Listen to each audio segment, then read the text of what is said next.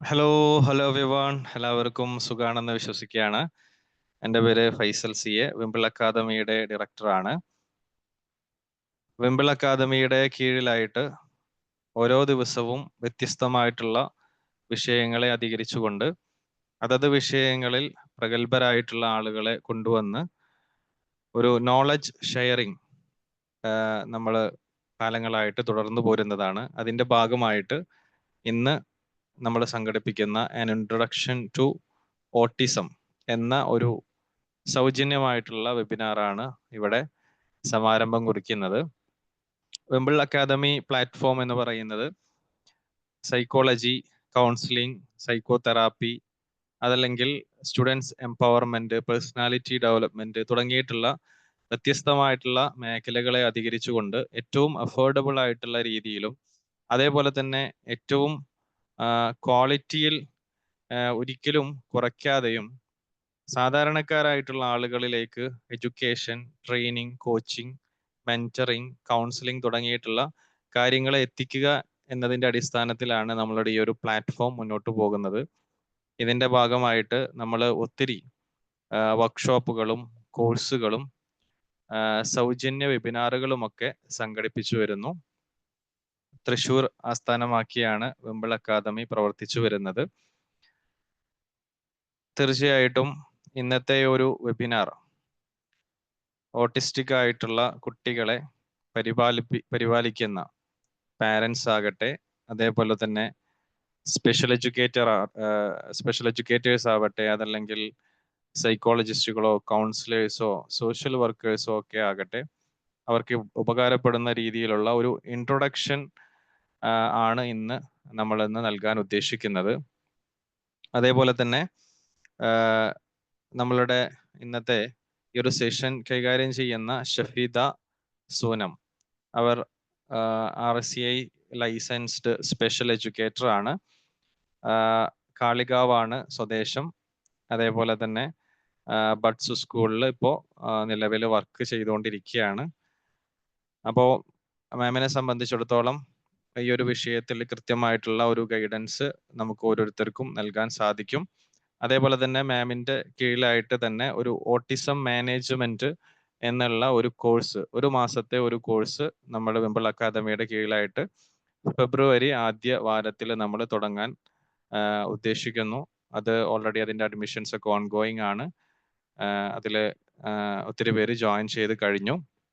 അങ്ങനെ താല്പര്യപ്പെടുന്നവരുണ്ടെങ്കിൽ അങ്ങനെ ഒരു കോഴ്സ് തുടങ്ങാനുള്ള ഒരു കാരണം തന്നെ പലപ്പോഴും ഓട്ടിസ്റ്റിക് ആയിട്ടുള്ള പാരൻസ് ഇത്തരത്തിലുള്ള കുട്ടികളെ എങ്ങനെ മാനേജ് ചെയ്യണം എന്നറിയാതെ, അതല്ലെങ്കിൽ കുറച്ചുകൂടി അത്തരം കുട്ടികളെ മനസ്സിലാക്കിയെടുക്കാനും അവരെ നമുക്ക് എങ്ങനെയാണ് മാനേജ് ചെയ്യാൻ സാധിക്കുക എന്നുള്ളത് പാരൻസിന് മാത്രമല്ല, ഈവൻ സ്പെഷ്യൽ എഡ്യൂക്കേറ്റേഴ്സ് ആയിട്ടുള്ള ആളുകൾ, അതേപോലെ തന്നെ കൗൺസിലേഴ്സ്, സോഷ്യൽ വർക്കേഴ്സ് തുടങ്ങിയിട്ടുള്ള ആളുകൾക്ക് ഓട്ടിസ്റ്റിക് ആയിട്ടുള്ള കുട്ടികളെ നമുക്ക് എങ്ങനെ അറിയാനും അവരെ മാനേജ് ചെയ്യാനും സാധിക്കും എന്നതിനെ കുറിച്ചിട്ടുള്ള ഒരു സമഗ്രമായിട്ടുള്ള ഒരു കോഴ്സാണ് നമ്മൾ ഒരു മാസത്തെ ഓട്ടിസം മാനേജ്മെന്റിലൂടെ നമ്മൾ ഉദ്ദേശിക്കുന്നത്. അത് ഫെബ്രുവരി ആദ്യ വാരത്തിലാണ് നമ്മൾ തുടങ്ങാൻ ഉദ്ദേശിക്കുന്നത്. അതിൻ്റെ പോസ്റ്ററും മറ്റു കാര്യങ്ങളൊക്കെ നമ്മുടെ ഗ്രൂപ്പുകളിലൂടെ നിങ്ങൾ കണ്ടിട്ടുണ്ടാകും. അതിൻ്റെ ഭാഗമായിട്ട് തന്നെയാണ് നമ്മൾ ഇന്നൊരു ഇൻട്രൊഡക്ഷൻ എന്നുള്ള ഒരു സെഷൻ നമ്മൾ ഇന്നിവിടെ തുടങ്ങി വെക്കുന്നത്. അപ്പോൾ ഓട്ടിസത്തെ കുറിച്ച് മനസ്സിലാക്കാനും അതുമായി ബന്ധപ്പെട്ടിട്ടുള്ള കൂടുതൽ സംശയ നിവാരണങ്ങൾക്കും ഈ ഒരു വേദി ഉപകാരപ്പെടും എന്ന് ഞാൻ വിശ്വസിക്കുകയാണ്. അപ്പോൾ ഇന്ന് ഈ ഒരു സെഷനുമായി ബന്ധപ്പെട്ട് പഠിക്കാനും അതേപോലെ തന്നെ അത് കൂടുതൽ മനസ്സിലാക്കാനും ഇവിടെ എത്തിച്ചേർന്നിട്ടുള്ള പ്രിയപ്പെട്ട എല്ലാ ലേണേഴ്സിനും ഈ ഒരു പ്ലാറ്റ്ഫോമിലേക്ക് വളരെ ഹൃദ്യമായിട്ടുള്ള സ്വാഗതം അറിയിക്കുകയാണ്, സ്നേഹം അറിയിക്കുകയാണ്. നാളെ നമുക്ക് ഇതേ സമയത്ത് 7 മണിക്ക് നരേറ്റീവ് തെറാപ്പി, സൈക്കോതെറാപ്പിയിലെ നരേറ്റീവ് തെറാപ്പിയെ അധികരിച്ചുകൊണ്ടുള്ള സെഷനായിരിക്കും നാളെ 7 മണിക്ക് നടക്കുക. കൺസൾട്ടന്റ് സൈക്കോളജിസ്റ്റും സൈക്കോതെറാപ്പിസ്റ്റുമായിട്ടുള്ള നിസാബ് അഹമ്മദ് കുട്ടി സാറാണ് നാളെ 7 മണിക്കുള്ള സെഷന് നേതൃത്വം നൽകുന്നത്. അപ്പോൾ നാളെ 7 മണിക്കും നിങ്ങളെല്ലാവരെയും ഇൻവൈറ്റ് ചെയ്യാണ്. ഈ ഒരു സെഷൻ ലീഡ് ചെയ്യുന്നതിന് വേണ്ടിയിട്ട് ഷഫീദ മാമിനെ വളരെ സ്നേഹത്തോടെ സന്തോഷത്തോടെ ഞാൻ ഇൻവൈറ്റ് ചെയ്തുകൊണ്ട് നിർത്തുന്നു. Thank you so much. Shafeeda ma'am, please. Thank you sir. Good evening all. ആദ്യമായിട്ട് എല്ലാവരെയും അഭിനന്ദിക്കാൻ ആഗ്രഹിക്കുക. കാരണം ഓട്ടിസം പോലുള്ള ഒരു കാര്യത്തെക്കുറിച്ച് അറിയാൻ താല്പര്യപ്പെടുക എന്ന് പറയുമ്പോൾ അത് അത്തരത്തില് പ്രയാസങ്ങൾ അനുഭവിക്കുന്ന നമുക്കറിയാവുന്നതോ നമ്മുടെ വീട്ടിലുള്ളതോ ആയിട്ടുള്ള പലരെയും ഹെൽപ്പ് ചെയ്യാന്നുള്ള ഒരു കാര്യത്തിന്റെ ആ ഒരു കാര്യം മുൻനിർത്തിയിട്ടായിരിക്കും ഇതിലൊട്ടുമിക്ക പേരും ജോയിൻ ചെയ്തിട്ടുണ്ടാവുക. ഞാൻ അങ്ങനെയാണത് മനസ്സിലാക്കുന്നത്. അപ്പോ അധികവൽക്കരിക്കപ്പെട്ട ഒരു വിഭാഗത്തെ അടുത്തറിയാനും അവരെ ഹെൽപ്പ് ചെയ്യാനുള്ള ആ ഒരു മനസ്സിന് അകമഴിഞ്ഞ അഭിനന്ദനങ്ങൾ. ഓട്ടിസം നമ്മളെല്ലാവരും ഈ അടുത്തായിട്ട് ഒരുപാട് കേട്ട് വരുന്നതാണ് അല്ലെ. ശരിക്കും ഓട്ടിസം നല്ല ടേം പറയാം. നമ്മളൊരു പറഞ്ഞു അങ്ങനെ ശീലമായി പോയതാണ്. ഓട്ടിസം സ്പെക്ട്രം ഡിസോർഡർ എന്നാണ് പറയാം. കാരണം ഇതൊരു ഒറ്റ ഡിസോർഡർ അല്ല, സ്പെക്ട്രം ഓഫ് ഡിസോർഡേഴ്സ് ആണ്.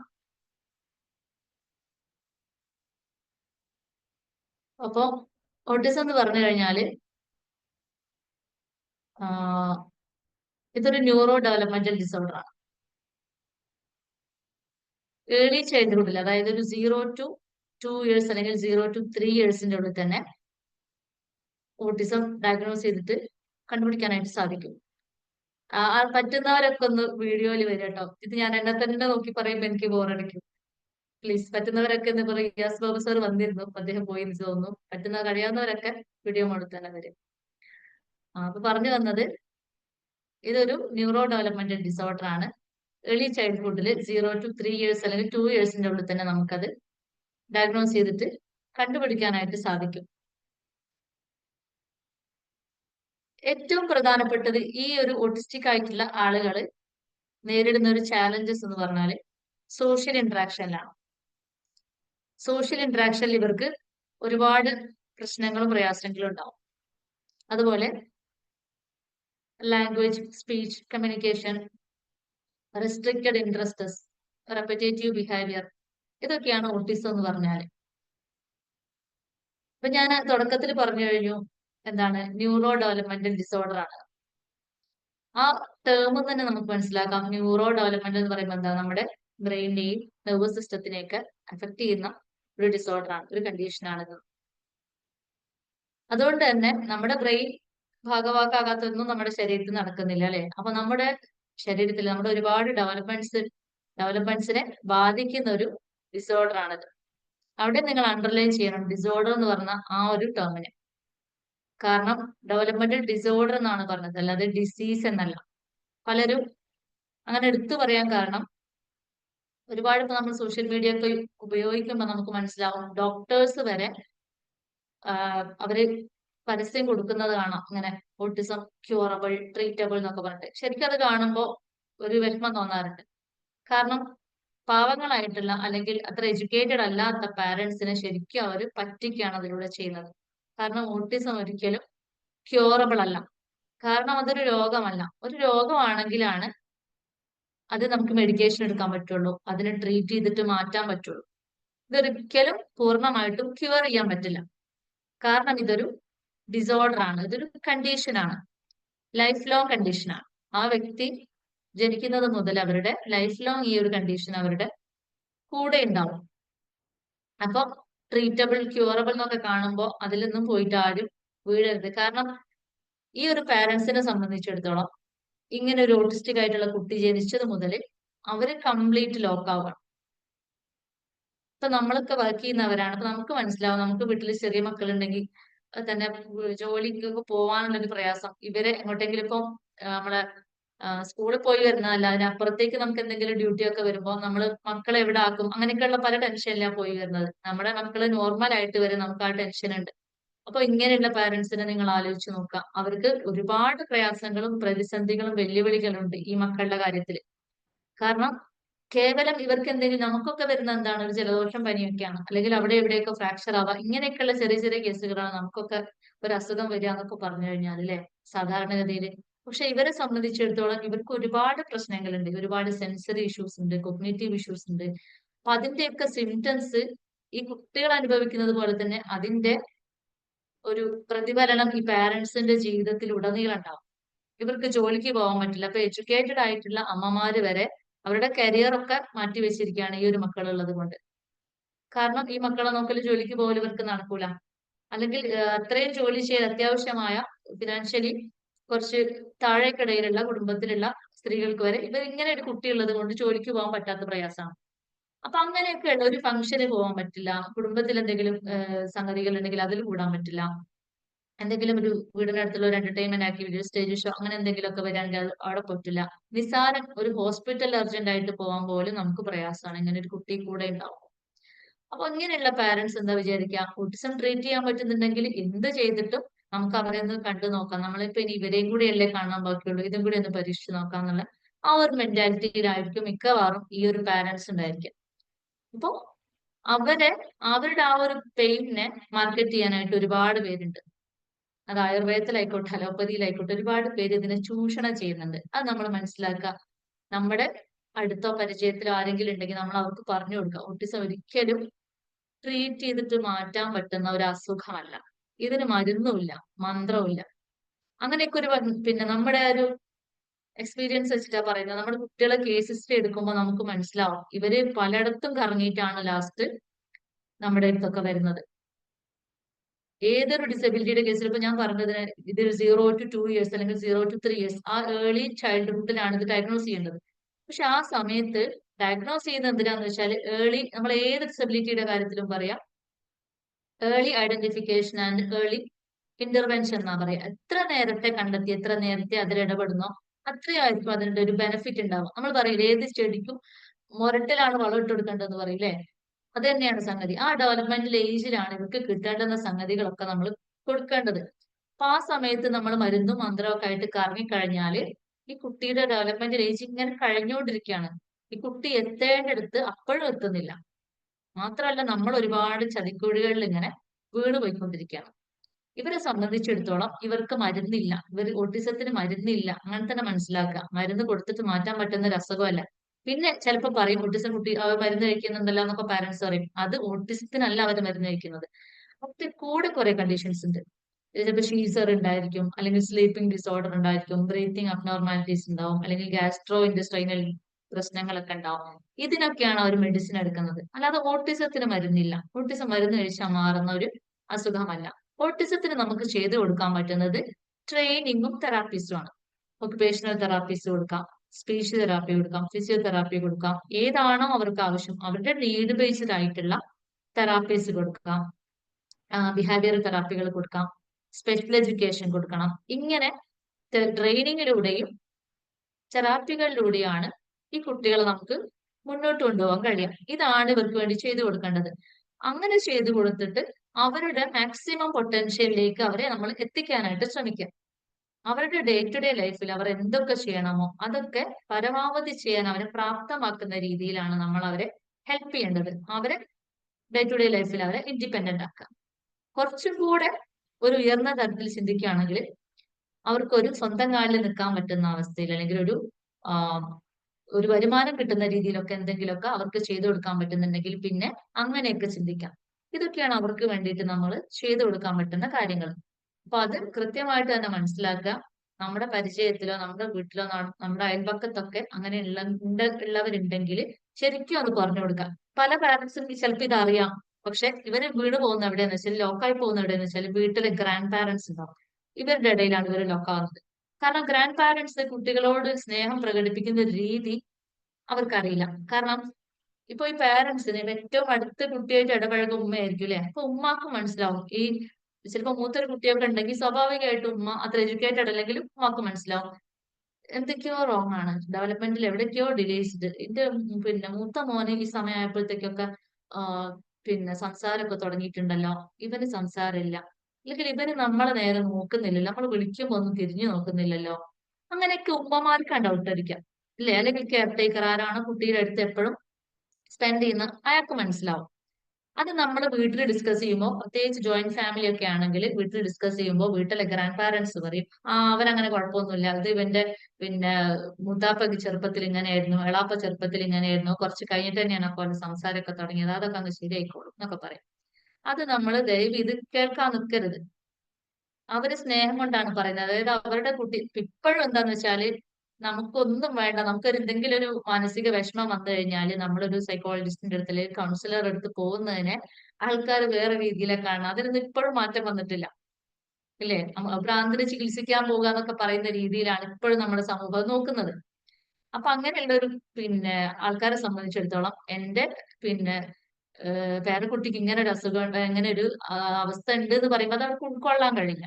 അപ്പൊ അവര് സ്നേഹം പ്രകടിപ്പിക്കുന്ന രീതി ഇങ്ങനെയാണ്. പക്ഷെ അത് തെറ്റാണ്. അവർക്ക് ശരിയായിട്ടുള്ള രീതി അറിയാത്തത് കൊണ്ടാണ്.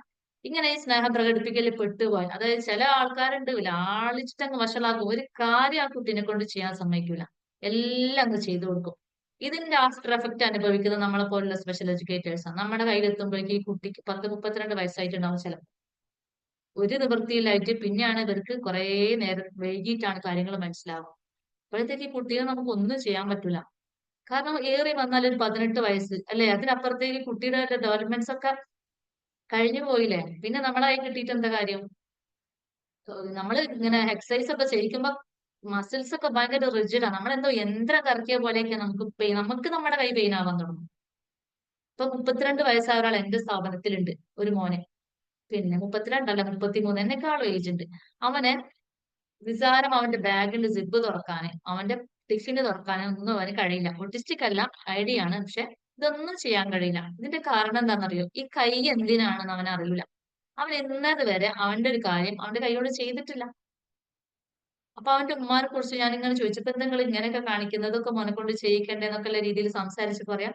അത് അവന്റെ വല്യമ്മ അയക്കൂല ടീച്ചറെ, വല്യമ്മ സമ്മതിക്കാത്തോണ്ടാണ്. നമ്മൾ എന്തെങ്കിലും ചെയ്യാൻ പറഞ്ഞാൽ തന്നെ ഉമ്മ പറയും, ഉമ്മ സമ്മതിക്കില്ല, എന്റെ കുട്ടീനെ കൊണ്ട് അതൊന്നും ചെയ്യിക്കാൻ പറ്റൂല എന്നുള്ള രീതിയിലൊക്കെ സംസാരിക്കും. അങ്ങനെയാണ് ഇപ്പൊ എനിക്കൊന്നും ചെയ്യാൻ പറ്റാതായി. ഇപ്പൊ പറഞ്ഞ് ഉമ്മാക്ക് മനസ്സിലായി. ഉമ്മ സ്കൂളിൽ കുട്ടിയുടെ കൂടെ പോരുമായിരുന്നു. കുട്ടിയല്ല, ഒരു വ്യക്തിയായിട്ടുണ്ട്. 10-32 വയസ്സായില്ലേ. നമ്മൾ പിന്നെ ആ ഒരു പൊസിഷനിൽ നിൽക്കുമ്പോൾ കുട്ടീനെ വരുള്ളൂ.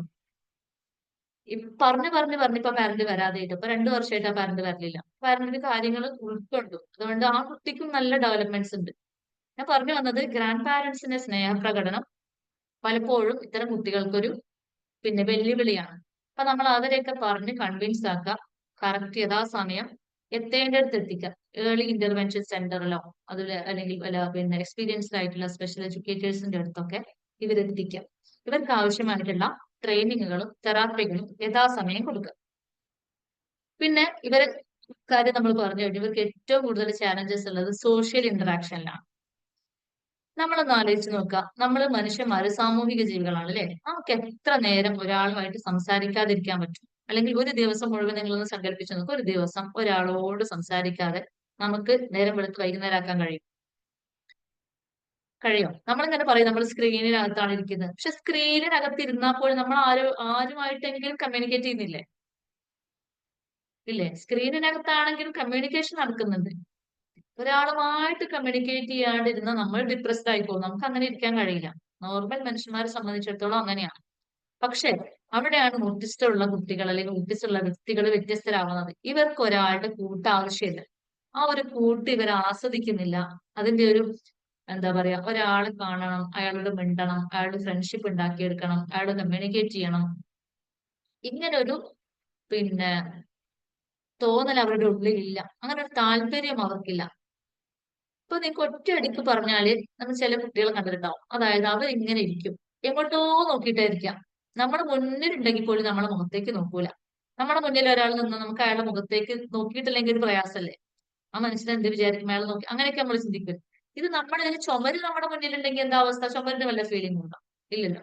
അതുപോലെയാണ് ഈ കുട്ടികളുടെ മുന്നിൽ പോയി നമ്മൾ നിന്നാലും ഒരു റെസ്പോൺസും ഇല്ല. അവരെങ്ങോട്ടോ നോക്കി ഒരു ദിവാസ്വപ്നത്തിൽ എന്ന പോലെ ഇങ്ങനെ ഇരിക്കുകയാണ്. വേറെന്തോ നോക്കി വേറെന്തോ ആലോചിച്ചിട്ട് ഇങ്ങനെ ഇരിക്കുക. അവർ അവരുടെ ആ ഒരു വേൾഡിൽ, ആ ഒരു അലൂഫ്നെസ്സിൽ അവർ അലിഞ്ഞു ചേർന്നിരിക്കുകയാണ്. അത് അവർക്ക് ഇഷ്ടമാണ് അങ്ങനെ ഇരിക്കുക. അതിലപ്പുറത്തേക്ക് ഒരു ലോകത്തെ കുറിച്ച് അവർ ചിന്തിക്കുന്നില്ല. അങ്ങനെ ഒറ്റയ്ക്ക് ഇരിക്കുന്ന കുട്ടികളെ നിങ്ങൾ കണ്ടിട്ടുണ്ടാവും. കൈ ചിലപ്പോൾ ഇങ്ങനെയൊക്കെ ആയിരിക്കും. കൈ ഇങ്ങനെ കാണിച്ചുകൊണ്ടിരിക്കുന്നുണ്ടാവും. കൈ കൊണ്ട് എന്തെങ്കിലും കാണിക്കും, ഒന്നില്ലെങ്കിൽ ക്ലാപ്പ് ചെയ്തുകൊണ്ടിരിക്കുക. അങ്ങനെ എന്തെങ്കിലും റെപ്പറ്റേറ്റീവ് ആയിട്ടുള്ള ഒരു മൂവ്മെന്റ് കൈനകത്ത് ഉണ്ടാവും.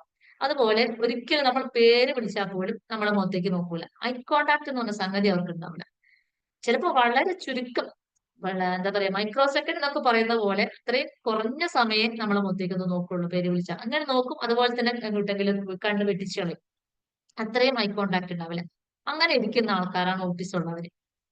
നമ്മൾ പക്ക പക്ഷെ നമുക്ക് മനസ്സിലായാലും ഒരു പൊട്ടിച്ചാണെന്ന് നമ്മൾ പറയാൻ പാടില്ല. അത് പിന്നെ ഡെവലപ്മെന്റൽ പീഡിയാട്രിഷ്യൻ അല്ലെങ്കിൽ ന്യൂറോളജിസ്റ്റ് അവരൊക്കെയാണ് അതങ്ങനെ ഡയഗ്നോസ് ചെയ്യുന്നത്. പക്ഷെ നമുക്ക് എക്സ്പീരിയൻസ് കൊണ്ട് നമ്മൾ കാണുമ്പോൾ മനസ്സിലാവും. ഇങ്ങനെ മുഖത്തേക്ക് നോക്കാതെ കൈകൊണ്ട് എന്തെങ്കിലും റെപ്പറ്റേറ്റീവ് ആയിട്ട് കാര്യങ്ങൾ ചെയ്തുകൊണ്ടിരിക്കുന്ന, വേറെ എങ്ങോട്ടോ നോക്കിക്കൊണ്ടിരിക്കുന്ന, വിളിച്ചാലൊന്നും ഒരു റെസ്പോണ്ട് ഇല്ലാത്ത അങ്ങനെയുള്ള ആൾക്കാരിലാണ് ഓട്ടിസം നമ്മൾ പറയുന്നത്. അപ്പൊ പറഞ്ഞു വന്നത് സോഷ്യൽ ഇന്ററാക്ഷൻ ഇവർക്ക് ഒട്ടുമില്ല. അതുപോലെ അതിന് കാരണം എന്താ? ഒരാളുമായിട്ട് എങ്ങനെ ഒരു കമ്മ്യൂണിക്കേഷൻ സ്റ്റാർട്ട് ചെയ്യാം, എങ്ങനെ അത് ബിൽഡ് ചെയ്ത് കൊണ്ടുവരാം, എങ്ങനെ മെയിൻറ്റെയിൻ ചെയ്ത് കൊണ്ടുപോവാം, എങ്ങനെ നല്ല രീതിയിൽ കൺക്ലൂഡ് ചെയ്യാം എന്നുള്ള കാര്യം ഇവർക്ക് അറിയില്ല. ഇവർക്ക് പലതരത്തിലുള്ള സോഷ്യൽ റൂൾസ് അറിയില്ല, സോഷ്യൽ നോംസ് അറിയില്ല, ഒന്നും ഇവർക്ക് അറിയില്ല. അതുകൊണ്ടാണ് ഇവർക്ക് ഈ സോഷ്യൽ വിഡ്രോവൽ, സമൂഹമായിട്ട് ഇടപഴകാനുള്ള ഒരു മടി അതുകൊണ്ടാണ്.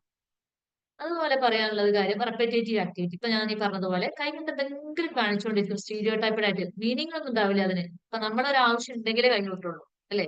അല്ലെങ്കിൽ നമ്മൾ കൈ വെറുതെ ഇരിക്കും. പക്ഷെ ഇവർ അങ്ങനെയല്ല. ഇവർ കൈ എപ്പോഴും എൻഗേജ്ഡ് ആണ്. ഇങ്ങനെ എന്തെങ്കിലും കാണിച്ചുകൊണ്ടിരിക്കും, അല്ലെങ്കിൽ വെറുതെ ടാപ്പ് ചെയ്തുകൊണ്ടിരിക്കും, അല്ലെങ്കിൽ ക്ലാപ്പ് ചെയ്തുകൊണ്ടിരിക്കും. അങ്ങനെ എന്തെങ്കിലും ആയിട്ട് റെപ്പറ്റേറ്റീവ് ആയിട്ടുള്ള ഒരു ആക്ടിവിറ്റി കൈകൊണ്ട് ഇവർ ചെയ്തുകൊണ്ടിരിക്കും. അതുപോലെ റെസ്ട്രിക്റ്റഡ് ആയിട്ടുള്ള ഇൻട്രസ്റ്റുകൾ ഉണ്ടാവുക. ഇപ്പൊ നമുക്കൊക്കെ എന്തെല്ലാം ആഗ്രഹങ്ങളുണ്ട്. നമ്മൾ ഇങ്ങനെ നേരം വെളുക്കുന്നു, നമ്മുടേതായിട്ടുള്ള ഡെയിലി റൂട്ടീൻ ചെയ്യുന്നു. ഓ, ജോലിയുള്ളവരാണെങ്കിൽ ഒരു സ്ഥലത്ത് പോകുന്നു, തിരിച്ചു വരുന്നു, കിടന്നുറങ്ങുന്നു. ഇങ്ങനെ ഒരാഴ്ച പോയാൽ തന്നെ നമുക്ക് ആകെ ബോറടിക്കും. നമ്മൾ അപ്പോഴാണ് എന്ത്, ഒന്ന് കറങ്ങാൻ പോകുന്നത് ഫ്രണ്ട്സിന്റെ കൂടെ, അല്ലെങ്കിൽ ഒരു ഫിലിം കാണാൻ പോകുന്നത്, ഒന്ന് ട്രിപ്പ് അടിക്കുന്നത്. ഒന്നുമില്ലെങ്കിൽ നമ്മുടെ ഏറ്റവും അടുത്ത സുഹൃത്തിനെ വിളിച്ചിട്ട് കുറച്ചേരം സംസാരിക്കുന്നത്. എന്തുകൊണ്ടാ? നമ്മൾ ഈ റൂട്ടീനകത്ത് നമ്മളിങ്ങനെ ഫ്രസ്ട്രേറ്റഡ് ആണ്. ഈ ഒരു ചേഞ്ച് നമുക്ക് എപ്പോഴും വേണം, അല്ലെ? നമ്മളൊരു ചേഞ്ച് ആഗ്രഹിക്കുന്നുണ്ട്. ഇവരെ സംബന്ധിച്ചിടത്തോളം ഇവര് ഒരു ചേഞ്ച് ഇവർ ആഗ്രഹിക്കുന്നില്ല. ചേഞ്ച് ഇവർക്ക് ഇഷ്ടമല്ല. ഇവരുടെ ഡെയിലി റൂട്ടീൻ എന്ന് പറഞ്ഞാൽ അതാണ് ഇവരുടെ എല്ലാം.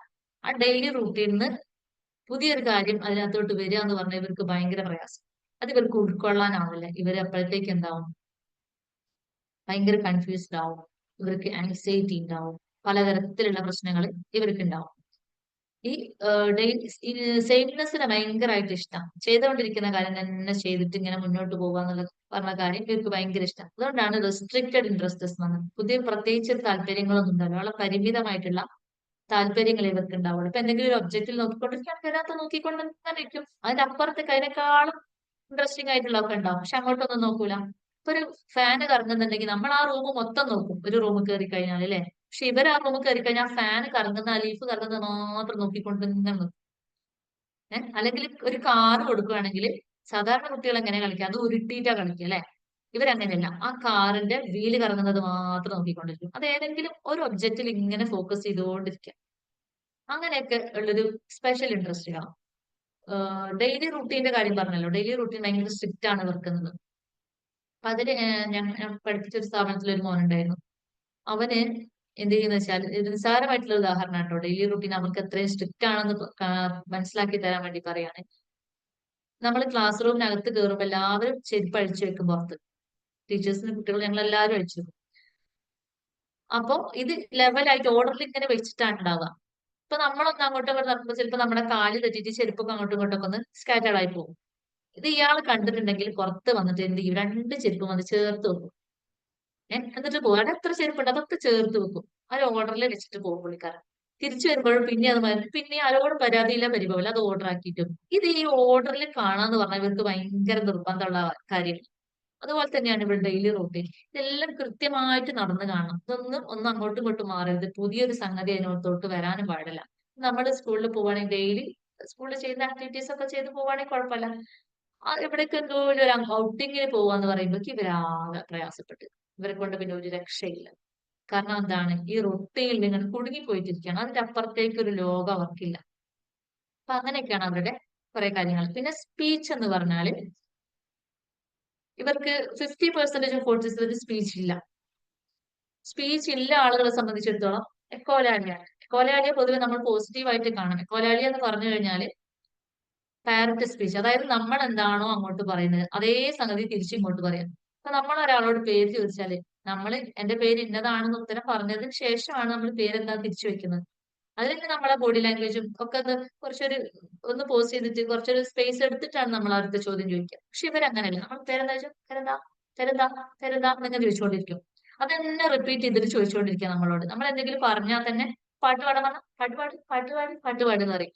പാട്ട് പാടാൻ പറഞ്ഞ എന്നോട് ടീച്ചർ പാട്ട് പാടാനാണ് പറയുന്നത്. അതുകൊണ്ട് ഞാൻ പാട്ട് പാടി കൊടുക്കണം എന്ന തിരിച്ചറിവ് ഉണ്ടായതിനു ശേഷം പാട്ട് പാടി കൊടുക്കുക അല്ല അവര് ചെയ്യുന്നത്. ഈ ചോദിച്ച ചോദ്യം തന്നെ അല്ലെങ്കിൽ പറഞ്ഞ തന്നെ റിപ്പീറ്റ് ചെയ്തുകൊണ്ടിരിക്കുക. അതിനാണ് നമ്മൾ എക്കോലാലിയ അല്ലെങ്കിൽ പാരന്റ് സ്പീച്ച് എന്ന് പറയുന്നത്. ഇത് ഇവർക്കുണ്ട്. ഇത് സാധാരണ ഒരു കമ്മ്യൂണിക്കേഷനിൽ വരുമ്പോൾ നമ്മൾ അതൊരു നെഗറ്റീവ് ആയിട്ടാണ് കാണുക അല്ലെ? കാരണം ആ കുട്ടിക്ക് പേര് ചോദിച്ചപ്പോ പേര് ആ ചോദ്യം എന്താ പറയാ മനസ്സിലാവാതെ പിന്നെ അതിനെ റിപ്പീറ്റ് ചെയ്തുകൊണ്ടിരിക്കുകയാണെന്നാണ് നമ്മൾ പറയുന്നത്. പക്ഷെ നമ്മൾ ഇതിനെ പോസിറ്റീവ് ആയിട്ട് കാണണം. കാരണം സ്പീച്ച് ഇല്ലാത്ത ഒരാളെക്കാളും ബെറ്റർ ആണല്ലോ ഇയാൾ. അങ്ങനെയെങ്കിലും പറയുന്നുണ്ടല്ലോ. അപ്പൊ നമുക്കതൊരു പോസിറ്റീവ് സൈൻ ആണ്. അതിനെ നമ്മൾ എന്ത് ചെയ്യണം? ട്രെയിനിങ് കൊടുത്തിട്ട് അത് മാറ്റിയെടുക്കാനായിട്ട് സാധിക്കും. അത് പാരന്റ് സ്പീച്ച്. അതുപോലെ ചെയ്യുന്ന വേറൊരു അവരുടെ സ്പീച്ചിലോട്ട് വരുമ്പോഴുള്ള ഒരു സംഗതിയാണ് റോബോട്ടിക് സ്പീച്ച്. അതായത് റോബോട്ടുകൾ എങ്ങനെ സംസാരിക്കാം? റോബോട്ടിന്റെ ഒരു വോയിസ് മോഡുലേഷനിൽ ഒരു ചേഞ്ച് വരുന്നില്ലല്ലോ. സന്തോഷമായാലും സങ്കടമായാലും ദേഷ്യമായാലും പേടിയായാലും വിഷമമായാലും കൺഫ്യൂഷൻ ആയാലും അതിന് പ്രത്യേകിച്ച് ഒരു വോയിസ് മോഡുലേഷനിൽ ഒരു ചേഞ്ചും ഇല്ല റോബോട്ടിന്റെ സംസാരത്തിൽ. അതുപോലെയാണ് ഇവര് സംസാരിക്കുക. ഇവരിപ്പോ എന്തെങ്കിലും പേടി ഉണ്ടെങ്കിൽ എനിക്ക് പിന്നെ എന്താ പറയാ ഉമ്മ വരാൻ ലേറ്റ് ആയി എന്നൊക്കെ വിചാരിക്കും സ്കൂളിൽ കൊണ്ടുപോകാൻ. അപ്പൊ അങ്ങനെയൊക്കെയുള്ള സിറ്റുവേഷൻ ആണല്ലോ സ്കൂളിൽ വരും. ഇപ്പൊ അവര് ഉമ്മ എവിടെ ഉമ്മ എവിടെ എന്ന് വെക്കും. ഇതിപ്പോ എന്താ ഭയങ്കര ഹാപ്പി ആയിട്ട് വരികയാണെങ്കിലും ഇതേ മോഡുലേഷനിലാ പറയാം. എനിക്ക് വീട്ടിൽ പോകണം എന്ന് പറയുകയാണെങ്കിൽ ഇതേ മോഡുലേഷനിലാ പറയാം. എനിക്ക് കാല് വേദനിക്കുന്നു എന്ന് പറയും. ഇതിനൊന്നും ഒരു ചേഞ്ച് ഉണ്ടാവില്ല. ഒരു വികാരം ഉണ്ടാവില്ല. ഈ ഒരു ഫീലിങ്സും ഒന്നും ഉണ്ടാവില്ല ഇവരുടെ സംസാരത്തിൽ. ഒരേ ടൂണിലായിരിക്കും ഇവരെല്ലാ കാര്യങ്ങളും പറയും. അതാണ് റോബോട്ടിക് സ്പീച്ച്. അപ്പൊ അതിന്റെ ഒരു ദൂഷ്യം നമുക്ക് ആലോചിച്ചിട്ട് നമ്മളെ ഇമോഷൻ നമ്മൾ വേണ്ട രീതിയിൽ അല്ലെങ്കിൽ ശരിയായ രീതിയിൽ നമ്മൾ അവിടെ എക്സ്പ്രസ് ചെയ്യുന്നില്ല. അത് എക്സ്പ്രസ് ചെയ്യാൻ ഇവർക്ക് കഴിയുന്നില്ല. അപ്പൊ അതാണ് ഇവരുടെ ഒരു പ്രയാസം എന്ന് പറയുന്നത് റോബോട്ടിക് സ്പീച്ച്, അതുപോലെ പാരന്റ് സ്പീച്ച് അതൊക്കെ. പിന്നെ ലാംഗ്വേജിന്റെ കേസ് പറയുകയാണെങ്കിൽ ഇവരുടെ ലാംഗ്വേജ് ഇവർക്ക് പറയുന്നതിന്റെ ഡയറക്റ്റ് മീനിങ് മനസ്സിലാവുള്ളൂ. അബ്സ്ട്രാക്ട് മീനിങ് ഇവർക്ക് അറിയില്ല. എന്ന് പറഞ്ഞു കഴിഞ്ഞാൽ നമ്മളൊരു പഴഞ്ചൊല്ല് പറയാണ്, നമ്മളൊരു ഹ്യൂമർ പറയാണ്, അല്ലെങ്കിൽ നമ്മളൊരു സർക്കാസം പറയാണ്, നമ്മളൊരു ഇന്നർ മീനിങ്ങിൽ ഒരു കാര്യം പറയാണ്, ദ്വയാർത്ഥ പ്രയോഗങ്ങൾ നടത്തുകയാണ്, കുത്തി പറയാണ്, അല്ലെങ്കിൽ മൊന വെച്ച് സംസാരിക്കുകയാണ്. ഇതൊന്നും ഇവർക്ക് മനസ്സിലാവില്ല. ഒരു മെറ്റഫർ യൂസ് ചെയ്താൽ അതൊന്നും ഇവർക്ക് മനസ്സിലാവില്ല. ഭാഷയുടെ ആ കേവലമായിട്ടുള്ള അർത്ഥം, ആ ഡയറക്റ്റ് മീനിങ് മാത്രമേ ഇവർക്ക് മനസ്സിലാവുള്ളൂ. ഇതുകൊണ്ടൊക്കെയാണ് ഇവർക്ക് സോഷ്യൽ ഇന്ററാക്ഷനിൽ പ്രശ്നങ്ങൾ വരുന്നത്. അതുപോലെ ഇവർക്ക് ഒരു ജഡ്ജ്മെന്റിൽ പ്രശ്നങ്ങൾ വരുന്നത്, എക്സിക്യൂട്ടീവ് ഫംഗ്ഷനിങ്ങിൽ, അതുപോലെ പ്രോബ്ലം സോൾവിങ്ങിലൊക്കെ പിന്നെ ഇവർക്ക് പ്രയാസം അനുഭവിക്കുന്നത് ഈ ലാംഗ്വേജിന്റെ ഈ ഒരു പ്രശ്നമുണ്ട്. അബ്സ്ട്രാക്ട് മീനിങ് മനസ്സിലാവില്ല എന്ന് പറഞ്ഞാൽ അത് നിങ്ങളൊന്ന് ആലോചിച്ച് നോക്കുക. നമ്മള് പിന്നെ സമൂഹത്തിലേക്ക് ഇറങ്ങി സംസാരിക്കുമ്പോൾ നമുക്ക് ഇതൊന്നും മനസ്സിലായിട്ടില്ലെങ്കിൽ നമ്മളെങ്ങനെ തിരിച്ചു കമ്മ്യൂണിക്കേറ്റ് ചെയ്യാം? ആള് പറഞ്ഞത് യഥാർത്ഥത്തിൽ നമുക്ക് മനസ്സിലാവുന്നില്ല അല്ലെ? അതൊരു വല്ലാത്തൊരു അവസ്ഥയാണ്. അപ്പൊ ഇവർക്കും അങ്ങനെയാണ്. എന്താണ്? ലാംഗ്വേജിന്റെ അബ്സ്ട്രാക്ട് മീനിങ് മാത്രമേ മനസ്സിലാവുള്ളൂ. അപ്പൊ ഇതൊക്കെയാണ് ഓട്ടിസം എന്ന് പറഞ്ഞു കഴിഞ്ഞാൽ, ഒരു ചുരുക്കി പറഞ്ഞു കഴിഞ്ഞാൽ. ഞാൻ ആദ്യം തുടക്കത്തിൽ പറഞ്ഞു ഓട്ടിസം എന്ന് പറഞ്ഞാൽ എന്താണ്? അതൊരു ഒറ്റ ഡിസോർഡർ അല്ല, ഒരു സ്പെക്ട്രം ഓഫ് ഡിസോർഡേഴ്സ് ആണ്. ഈ ഒരു സ്പെക്ട്രത്തിനകത്ത് ഒരു 5 ഡിസോർഡറുകൾ വരുന്നുണ്ട്. ഇതിന് മൊത്തത്തിലാണ് നമ്മൾ ASD, ഓട്ടിസം സ്പെക്ട്രം ഡിസോർഡർ എന്ന് പറയുന്നത്. അതിൽ പെട്ടൊരു ഡിസോർഡർ, അതിനകത്ത് ഏതൊക്കെയാണ് വരുന്നത്? Asperger syndrome, Rett syndrome, childhood disintegrative disorder, അതുപോലെ ക്ലാസിക്കൽ ഓട്ടിസം, PDD-NOS, അതായത് pervasive developmental disorder not otherwise specific. ഇങ്ങനെ ഈ 5 വരുന്നത്. അതിനകത്ത് ആദ്യം പറയാനുള്ളത് ആസ്പെർജർ. ആസ്പെർജർ എന്ന് പറയുമ്പോൾ അത് പൊതുവെ ഹൈ ഫംഗ്ഷനിങ് ഓട്ടിസം ആയിട്ടാണ് നമ്മൾ കണക്കാക്കുന്നത്. കുറെ കാലം മുമ്പ് വരെ ഓട്ടിസം അല്ല, ആസ്പെർജർ വേറെ തന്നെ ഒരു ഡിസോർഡർ ആയിട്ടായിരുന്നു കണ്ടിരുന്നത്. ഒരു സൈക്യാട്രിക് പോലെ അങ്ങനെയൊക്കെ ആയിരുന്നു കണ്ടിരുന്നത്. പിന്നീട് DSM-5 വന്നതിന് ശേഷമാണ് ഓട്ടിസം സ്പെക്ട്രം ഡിസോർഡറിനകത്തോട്ട് ഈ ആസ്പെർജർ വരുന്നത്. ആസ്പെർജർ പൊതുവെ ഹൈ ഫംഗ്ഷനിങ് ഓട്ടിസം ആയിട്ടാണ് കാണുന്നത്. നമുക്ക് പിന്നെ നിരീക്ഷിച്ചാൽ മനസ്സിലാവും. പിന്നെ ഈ ഫീൽഡിലൊക്കെ വർക്ക് ചെയ്യുന്നവർക്ക് മനസ്സിലാവും. ഓട്ടിസം ഉള്ള കുട്ടികളെ നമ്മൾ കണ്ടിട്ടുള്ളൂ. ഓട്ടിസം ഉള്ള മുതിർന്നവരെ നമ്മൾ അങ്ങനെ കണ്ടിട്ടില്ല. അതെന്തുകൊണ്ടാ? ഓട്ടിസം ഉള്ള ശ്രദ്ധിക്കപ്പെടാതെ മുതിർന്നവർ പോയിരുന്നത് കൊണ്ടായിരിക്കാം. എങ്ങനെയാ? മൈൽഡ് ആയിട്ടുള്ള ഓട്ടിസം ഒന്നും ശ്രദ്ധിക്കപ്പെടില്ലല്ലോ മാം. മൈൽഡ് ആയിട്ടുള്ള ഓട്ടിസം ശ്രദ്ധിക്കപ്പെടില്ല. അതായത് വലുതാകുമ്പോ എന്താണ്? ഈ തീവ്രത കുറയുന്നുണ്ടോ? ഓട്ടിസത്തിന്റെ തീവ്രത കുറയുന്നുണ്ട്. യെസ്, തീവ്രത കുറയുന്നുണ്ട്. തീവ്രത കുറഞ്ഞു വരുന്നുണ്ട്. അങ്ങനെ തീവ്രത കുറഞ്ഞ ഒരു അവസ്ഥയാണ് എന്ത്? ആസ്പെർജർ എന്ന് പറയുന്നത്. പൊതുവെ മുതിർന്നവരിലാണ് ആസ്പെർജർ കണ്ടുവരിക. ഈ ഹൈ ഫംഗ്ഷൻ ഓട്ടിസത്തിനെ കുറിച്ച് മാം ഒന്ന് പറയാമോ? ഹൈ ഫംഗ്ഷനിങ് ഓട്ടിസം എന്ന് പറഞ്ഞാൽ പൊതുവെ ഇവർക്ക് ബാക്കിയുള്ളവർ അനുഭവിക്കുന്ന പ്രയാസങ്ങളിലേക്ക് തീവ്രത കുറവായിരിക്കും. എല്ലാം ഒരമ്മ മറ്റ മക്കൾ എന്ന് പറഞ്ഞ പോലെ ഒരുപാട് കോമൺ ആയിട്ടുള്ള കാര്യങ്ങൾ എല്ലാവർക്കും ഉണ്ട്. അപ്പൊ അതിന്റെ കൂട്ടത്തിൽ ഇവരെ കമ്പയർ ചെയ്യുമ്പോൾ ഇവർക്ക് പൊതുവെ നമുക്ക് മാം പറഞ്ഞതുപോലെ തന്നെ പെട്ടെന്ന് അങ്ങോട്ട് മനസ്സിലാവൂല ഓട്ടിസം ആണോ എന്ന്. കാരണം അത്രയും സിംറ്റംസ് കുറച്ചുകൂടെ മൈൽഡ് ആയിരിക്കും ഇവർ കാണിക്കുക. പക്ഷെ നമ്മൾ നന്നായിട്ട് ഒബ്സർവ് ചെയ്താൽ മനസ്സിലാവും സോഷ്യൽ ഇന്ററാക്ഷനിൽ പ്രശ്നങ്ങളുണ്ട്. അതാണ് നമ്മൾ പറഞ്ഞുകൊണ്ട് വരുന്നത്. സോഷ്യൽ ഇന്ററാക്ഷനിൽ ഇവർക്ക് പ്രശ്നങ്ങളുണ്ട്. അതുപോലെ റെപ്പറ്റേറ്റീവ് ആയിട്ടുള്ള ആക്ടിവിറ്റീസ് ഇവരുടെ കയ്യിലുണ്ട്. നേരത്തെ പറഞ്ഞതുപോലെ കൈകൊണ്ട് ഇങ്ങനെ എന്തെങ്കിലും ചെയ്തുകൊണ്ടിരിക്കുക, സ്റ്റീരിയോ ടൈപ്പഡ് ആയിട്ട് എന്തെങ്കിലും കൈകൊണ്ട് ചെയ്തുകൊണ്ടിരിക്കുക, അത് ഇവരുടെ കയ്യിലുണ്ട്. അതുപോലെ ഇൻട്രസ്റ്റുകളൊക്കെ വളരെ പരിമിതമായിരിക്കും. റെസ്ട്രിക്റ്റഡ് ആയിട്ടുള്ള ഇൻട്രസ്റ്റുകൾ തന്നെയാണ് ഇവർക്കുള്ളത്. ഇവരുടെ ആ ഡെയിലി റൂട്ടീനിൽ ഇങ്ങനെ ഒതുങ്ങിക്കൂടിയിരിക്കുന്ന ഒരു അവസ്ഥ. പിന്നെ സിഗ്നിഫിക്കന്റ് ആയിട്ടുള്ള ഒരു ഡിലേ എന്ന് പറഞ്ഞാൽ ലാംഗ്വേജിലും അതുപോലെ കൊഗ്നിറ്റീവ് സ്കില്ലും ലാംഗ്വേജിലും ഒരു ഡിലേ ഇവർക്ക് ഉണ്ട്. പക്ഷെ മറ്റുള്ളവരെ കമ്പയർ ചെയ്ത് നോക്കുമ്പോൾ കുറച്ചും കൂടി കാര്യങ്ങളൊക്കെ ചെയ്യാൻ പറ്റുന്നത്, കുറച്ചും കൂടിയൊക്കെ സിംറ്റംസ് വളരെ മൈൽഡ് ലെവലിൽ കാണിക്കുന്നതൊക്കെ ആസ്പെർജർ ആണ്. ഇതുവരെ കമ്മ്യൂണിക്കേഷനിലെ പ്രശ്നം എന്ന് പറഞ്ഞാല് പിന്നെ റെസിപ്രോക്കൽ ലാംഗ്വേജ് അറിയില്ല. ഒരാൾ പറഞ്ഞത് കേട്ടിട്ട് അത് മനസ്സിലാവില്ല. അത് മനസ്സിലായാലല്ലേ തിരിച്ചു പറയാൻ പറ്റുള്ളൂ. അപ്പോ റെസിപ്രോക്കൽ കോൺവെർസേഷൻ എങ്ങനെയാണെന്ന് ഇവർക്ക് വലിയ പിടിയില്ല. അതുപോലെ മോട്ടോർ കോർഡിനേഷൻ പറഞ്ഞാൽ ക്ലംസിനെസ് ഉണ്ടാവും. മോട്ടോർ ഡെവലപ്മെന്റിലും ഡിലേ കാണിക്കും. അങ്ങനെയൊക്കെയുള്ള പ്രയാസങ്ങളുണ്ട്. അതുപോലെ പൊതുവെ എല്ലാം ഓട്ടിസത്തിൽ കാണുന്ന ഒരു സംഗതി തന്നെയാണ് എന്ത് സെൻസിറ്റിവിറ്റി, സെൻസറി സെൻസിറ്റിവിറ്റി. ഏതെങ്കിലും സെൻസിൽ എന്തെങ്കിലും പ്രശ്നങ്ങൾ ഉണ്ടാവും. അത് ചിലപ്പോ വിഷനിലായിരിക്കും, അല്ലെങ്കിൽ ഓഡിഷനിലായിരിക്കും, അല്ലെങ്കിൽ ഓൾഫാക്ഷനിലായിരിക്കും, ഗസ്റ്റേഷനിലായിരിക്കും, അല്ലെങ്കിൽ ടാക്ടൈൽ സെൻസിലായിരിക്കും, അല്ലെങ്കിൽ വെസ്റ്റിബുലാറിലായിരിക്കും, അല്ലെങ്കിൽ പ്രോപ്രിയോസെപ്ഷനിലായിരിക്കും. എന്തെങ്കിലും ഒരു ഇഷ്യൂ ഉണ്ടാവും. ഒന്നുകിൽ അത് ഹൈപ്പർ ആയിരിക്കും, അല്ലെങ്കിൽ ഹൈപ്പോ ആയിരിക്കും. ഇത് രണ്ടായാൽ പ്രശ്നമാണ്. ഇത് നോർമൽ അവസ്ഥയിലാണ് നമുക്കൊക്കെ ഉള്ളത്. അതുകൊണ്ട് നമുക്ക് പ്രത്യേകിച്ച് പ്രശ്നങ്ങളില്ല. നമ്മൾ ഈ കുട്ടികൾ ഹൈപ്പർ ആക്റ്റീവ് ആകുന്നു എന്നൊക്കെ നമ്മൾ പറയും. നമ്മളെ സംബന്ധിച്ചിടത്തോളം എന്താണ് ഹൈപ്പർ ആക്ടിവിറ്റി? ഇങ്ങനെ അടങ്ങിയിരിക്കാതെ അങ്ങോട്ടും ഇങ്ങോട്ടും ഇങ്ങനെ ഓടുകയല്ലേ. അപ്പൊ നമുക്കിത് കാണുമ്പോൾ ഇതിനെ കുറിച്ചൊന്നും അറിയാത്ത ഒരാളെ സംബന്ധിച്ചിടത്തോളം ആ കുട്ടീനോട് ദേഷ്യം തോന്നാം. കാരണം നമുക്ക് കൺട്രോൾ ചെയ്യാൻ പറ്റില്ല ആ കുട്ടീനെ. ഇത് ഇങ്ങനെ അടങ്ങിയിരിക്കുന്നില്ല, റെസ്റ്റ്ലെസ് ആയിട്ട് അങ്ങോട്ടും ഇങ്ങോട്ടും ഓടുക, ഭയങ്കരമായിട്ട് പ്രശ്നങ്ങൾ അല്ലെ, അങ്ങനെയാ തോന്നുക. ശരിക്കും അത് എന്തുകൊണ്ടാ? അപ്പൊ നമുക്ക് ഒരു എക്സാമ്പിൾ പറയുകയാണെങ്കിൽ, നമുക്ക് ഭയങ്കരമായിട്ട് ദാഹം വന്നു. നമ്മൾ ഒരാൾ ചീത്ത പറഞ്ഞുകൊണ്ട് ദാഹം മാറൂല. മുറിക്കകത്തിട്ട് നമ്മളെ കൂട്ടിയത് കൊണ്ട് നമ്മൾ ദാഹം മാറൂല. അതിനാകെയുള്ള ഒരു പോംവഴി എന്ന് പറഞ്ഞാൽ വെള്ളം എടുത്ത് കുടിക്കുക എന്നുള്ളത് തന്നെയാണ് അല്ലെ. കാരണം കുറച്ച് സമയമൊക്കെ നമുക്കത് കൺട്രോൾ ചെയ്യാൻ പറ്റും. ഒരുപാട് നേരത്തേക്ക് നമുക്ക് ദാഹിച്ചുകൊണ്ടിരിക്കാൻ പറ്റുമോ? പിന്നെ വിശന്നാൽ നിങ്ങളല്ലാതാവെന്ന് പറയില്ലേ പരസ്യത്തിൽ, അതുപോലെ തന്നെ ആയിരിക്കും ശരിക്കും. ഡയാലിസിസ് പേഷ്യൻസിനെ കണ്ടാൽ മനസ്സിലാവും, അവർക്ക് വളരെ ലിമിറ്റഡ് ക്വാണ്ടിറ്റിയിലെ വെള്ളം കുടിക്കാൻ പറ്റുള്ളൂ. അവര് അതൊന്നും കുഴപ്പമുണ്ടാവില്ല. പിന്നെ ഇതിന്റെ ക്വാണ്ടിറ്റി കുറയ്ക്കും തോറും ഇവര് ഭയങ്കര പ്രശ്നങ്ങൾ ഉണ്ടാവും. നമുക്ക് ഇവിടെ അബ്നോർമൽ ആണെന്നൊക്കെ തോന്നിപ്പോകുന്ന തരത്തിലുള്ള ബിഹേവിയേഴ്സ് ഇവർ കാണിക്കും. കാരണം എന്താ? വെള്ളം കിട്ടുന്നില്ല. നമ്മളെ ബേസിക് നീഡാണ് വെള്ളം കുടിക്കുക എന്ന് പറയുന്നത്. ആ വെള്ളമാണ് തടഞ്ഞു വെച്ചിരിക്കുന്നത്. അപ്പൊ നമ്മള് അതുവരെ കാണിച്ചൊന്നുമല്ല പിന്നെ കാണിക്കാം. നമുക്കെന്തോ പ്രശ്നമുണ്ട്, സൈക്കാട്രിക് ആയിട്ട് എന്തോ ഇഷ്യൂ ഉണ്ട് നമുക്ക് ആൾക്കാർക്ക് തോന്നിപ്പോകുന്ന തരത്തിലുള്ള ഒരു പ്രശ്നങ്ങളാണ് നമ്മൾ കാണിക്കുക. കാരണം നമ്മുടെ ബേസിക് നീഡാണ് അവിടെ തടഞ്ഞു വെക്കുന്നത്. ഈ കുട്ടികളെ സംബന്ധിച്ചിടത്തോളം നമ്മൾ ഹൈപ്പർ ആക്റ്റീവ് ആയ കുട്ടികളെ നമ്മൾ ദേഷ്യപ്പെടാനോ, അവരോട് വഴക്ക് കാണിക്കാനോ, പരിഭവം കാണിക്കാനോ, അവരെ ഉപദ്രവിക്കാനോ, പണിഷ് ചെയ്യാനോ ഒന്നും ദയവേത് നമ്മൾ പോകരുത്. കാരണം അത് അവർ വേണമെന്ന് വെച്ച് ചെയ്യുന്നതല്ല. അവരുടെ കൺട്രോളിലല്ല ആ സംഗതി ഉള്ളത്. അവരുടെ വെസ്റ്റിബുലാർ സെൻസ് ഹൈപ്പോ ആയതുകൊണ്ടാണ് അവർ ഹൈപ്പർ ആക്റ്റീവ് ആവുന്നത്. അവർക്ക് ബാലൻസിൽ നല്ല ഇഷ്യൂ വരുന്നുണ്ട്. അതുകൊണ്ടാണ് അവർ ഹൈപ്പർ ആക്റ്റീവ് ആവുന്നത്. അപ്പൊ നമുക്ക് ചെയ്യാൻ പറ്റും, നമ്മളൊരു ഒക്യുപേഷൻ തെറാപ്പിസ്റ്റിനെ കൺസൾട്ട് ചെയ്യാന്നുള്ളതാണ്. സെൻസറി ഇന്റഗ്രേഷൻ തെറാപ്പി മുടങ്ങാതെ കൊടുക്കുന്നതിലൂടെയാണ് അത് മാറ്റിയെടുക്കാൻ പറ്റും.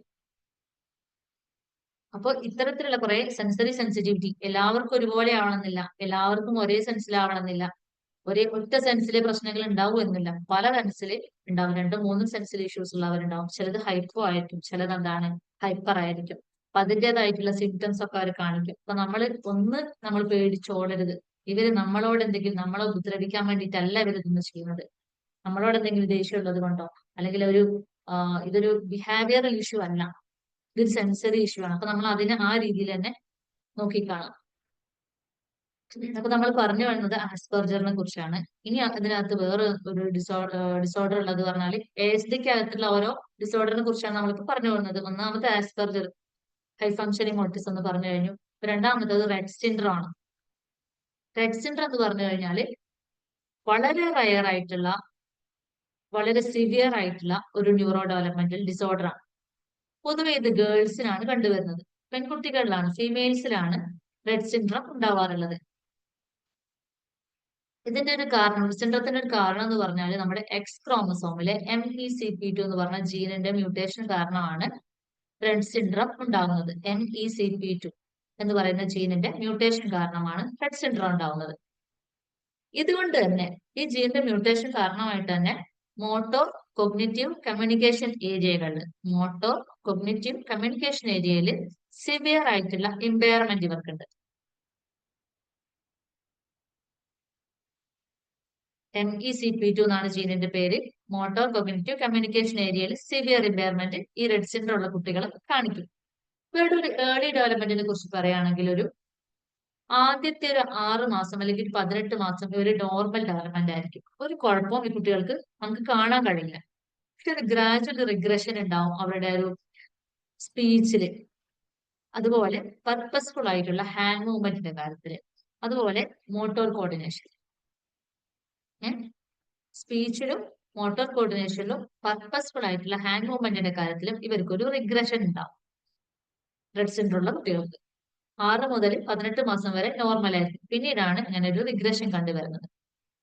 ഇപ്പൊ ഇവരുടെ ഒരു ഹോൾമാർക്ക് എന്ന് പറയുകയാണെങ്കിൽ തന്നെ പർപ്പസ്ഫുൾ ആയിട്ടുള്ള ഹാൻഡ് മൂവ്മെന്റ് നഷ്ടപ്പെടാം. എന്താണ് പർപ്പസ്ഫുൾ ആയിട്ടുള്ള ഹാൻഡ് മൂവ്മെന്റ്? നമ്മൾ അതിനെ കുറിച്ച് ആലോചിച്ചിട്ടുണ്ടോ? പർപ്പസ്ഫുൾ ആയിട്ടുള്ള ഹാൻഡ് മൂവ്മെന്റിനെ കുറിച്ച് നമുക്ക് കൈകൊണ്ട് എല്ലാം നടക്കുന്നുണ്ട്. അതുകൊണ്ട് പ്രത്യേകിച്ച് ഇതുകൊണ്ട് എന്താ ചെയ്യാന്ന് നമ്മൾ അങ്ങനെ ഇരുന്ന് ചിന്തിച്ചിട്ടുണ്ടാവില്ല.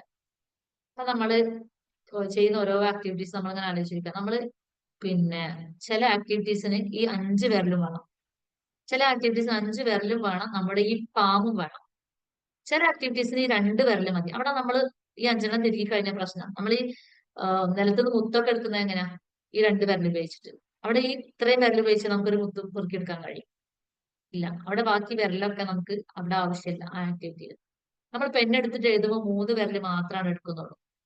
അതിനപ്പുറത്തേക്ക് വിരൽ വെച്ച് നമുക്ക് വൃത്തിയായിട്ട് എഴുതാൻ പറ്റില്ല. ഇതൊന്നും അല്ല, നമ്മൾ സൂചി എടുക്കാനാണെങ്കിൽ, നിലത്ത് വീണ് സൂചി എടുക്കാനാണെങ്കിൽ നമ്മൾ ഇങ്ങനെ ഈ വിരലിന്റെ അറ്റം ഉണ്ടല്ലോ, ഈ നഖത്തിന്റെ ഭാഗം, അവിടെ കൊണ്ടാണ് നമ്മൾ എടുക്കുക. നമ്മളൊരു കപ്പ് എടുക്കുന്നത് ഇങ്ങനെയാ പിടിക്കുക അല്ലെ? അവിടെ ഈ പാമ്പും വേണം, ഈ 5 വിരലും വേണം.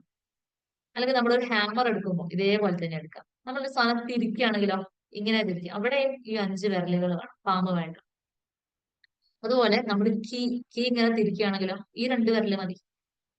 അപ്പൊ ഓരോന്നിന്റെയും പർപ്പസ് നമുക്ക് ഓരോരോ ഭാഗങ്ങളാണ്, നമ്മുടെ കയ്യിന്റെ ഓരോരോ ഭാഗങ്ങളാണ് നമ്മൾ പർപ്പസ് അനുസരിച്ച് ഉപയോഗിച്ചുകൊണ്ടിരിക്കുന്നത്. അതും പലതരത്തിലുള്ള ബലമാണ് അവിടെ പ്രയോഗിച്ചുകൊണ്ടിരിക്കുന്നത്. അപ്പൊ അത്രയും മൈന്യൂട്ട് ആയിട്ടുള്ള ഉപയോഗങ്ങൾ അതിനപ്പുറത്തേക്ക് ഉണ്ടാവും. നമ്മൾ ഇരുത്തി ആലോചിച്ച് കഴിഞ്ഞാൽ ഇത്രയും ഉപയോഗങ്ങൾ നമ്മുടെ കയ്യിലുണ്ട്. നമുക്കത് മനസ്സിലാവും എപ്പോന്നറിയും. നമ്മുടെ കയ്യിൽ ഏതെങ്കിലും ഒരു വിരലിൽ ചെറിയൊരു മുറിവായാൽ മതി, ഒരു കത്തി ഇതൊക്കെ ഉള്ളു, ബ്ലേഡ് തട്ടുകയൊക്കെ ചെയ്താൽ മതി, നമുക്ക് അന്ന് മനസ്സിലാവും. നമുക്ക് മര്യാദയ്ക്ക് പാത്രം കഴുകാനാവൂല, അലക്കാനാവൂല, ഭക്ഷണം കഴിക്കാനാവൂല, വീട്ടിലുള്ള ഒരു ജോലികളും ചെയ്യാനാവൂല. അപ്പോഴാണ് കൈ എത്രത്തോളം, ഓരോ വിരലും എത്രത്തോളം പ്രാധാന്യം ഉണ്ട് നമുക്ക് മനസ്സിലാവും. അപ്പൊ അത് നമുക്ക് എപ്പോഴെങ്കിലും അങ്ങനെ ഒരു സിറ്റുവേഷൻ വരുന്നുള്ളൂ. എന്നിട്ടാണ് നമുക്ക് അത് ആ ഒരു കുറച്ച് ദിവസത്തേക്ക് നമുക്കത് മാനേജ് ചെയ്യാൻ ഭയങ്കര പ്രയാസം.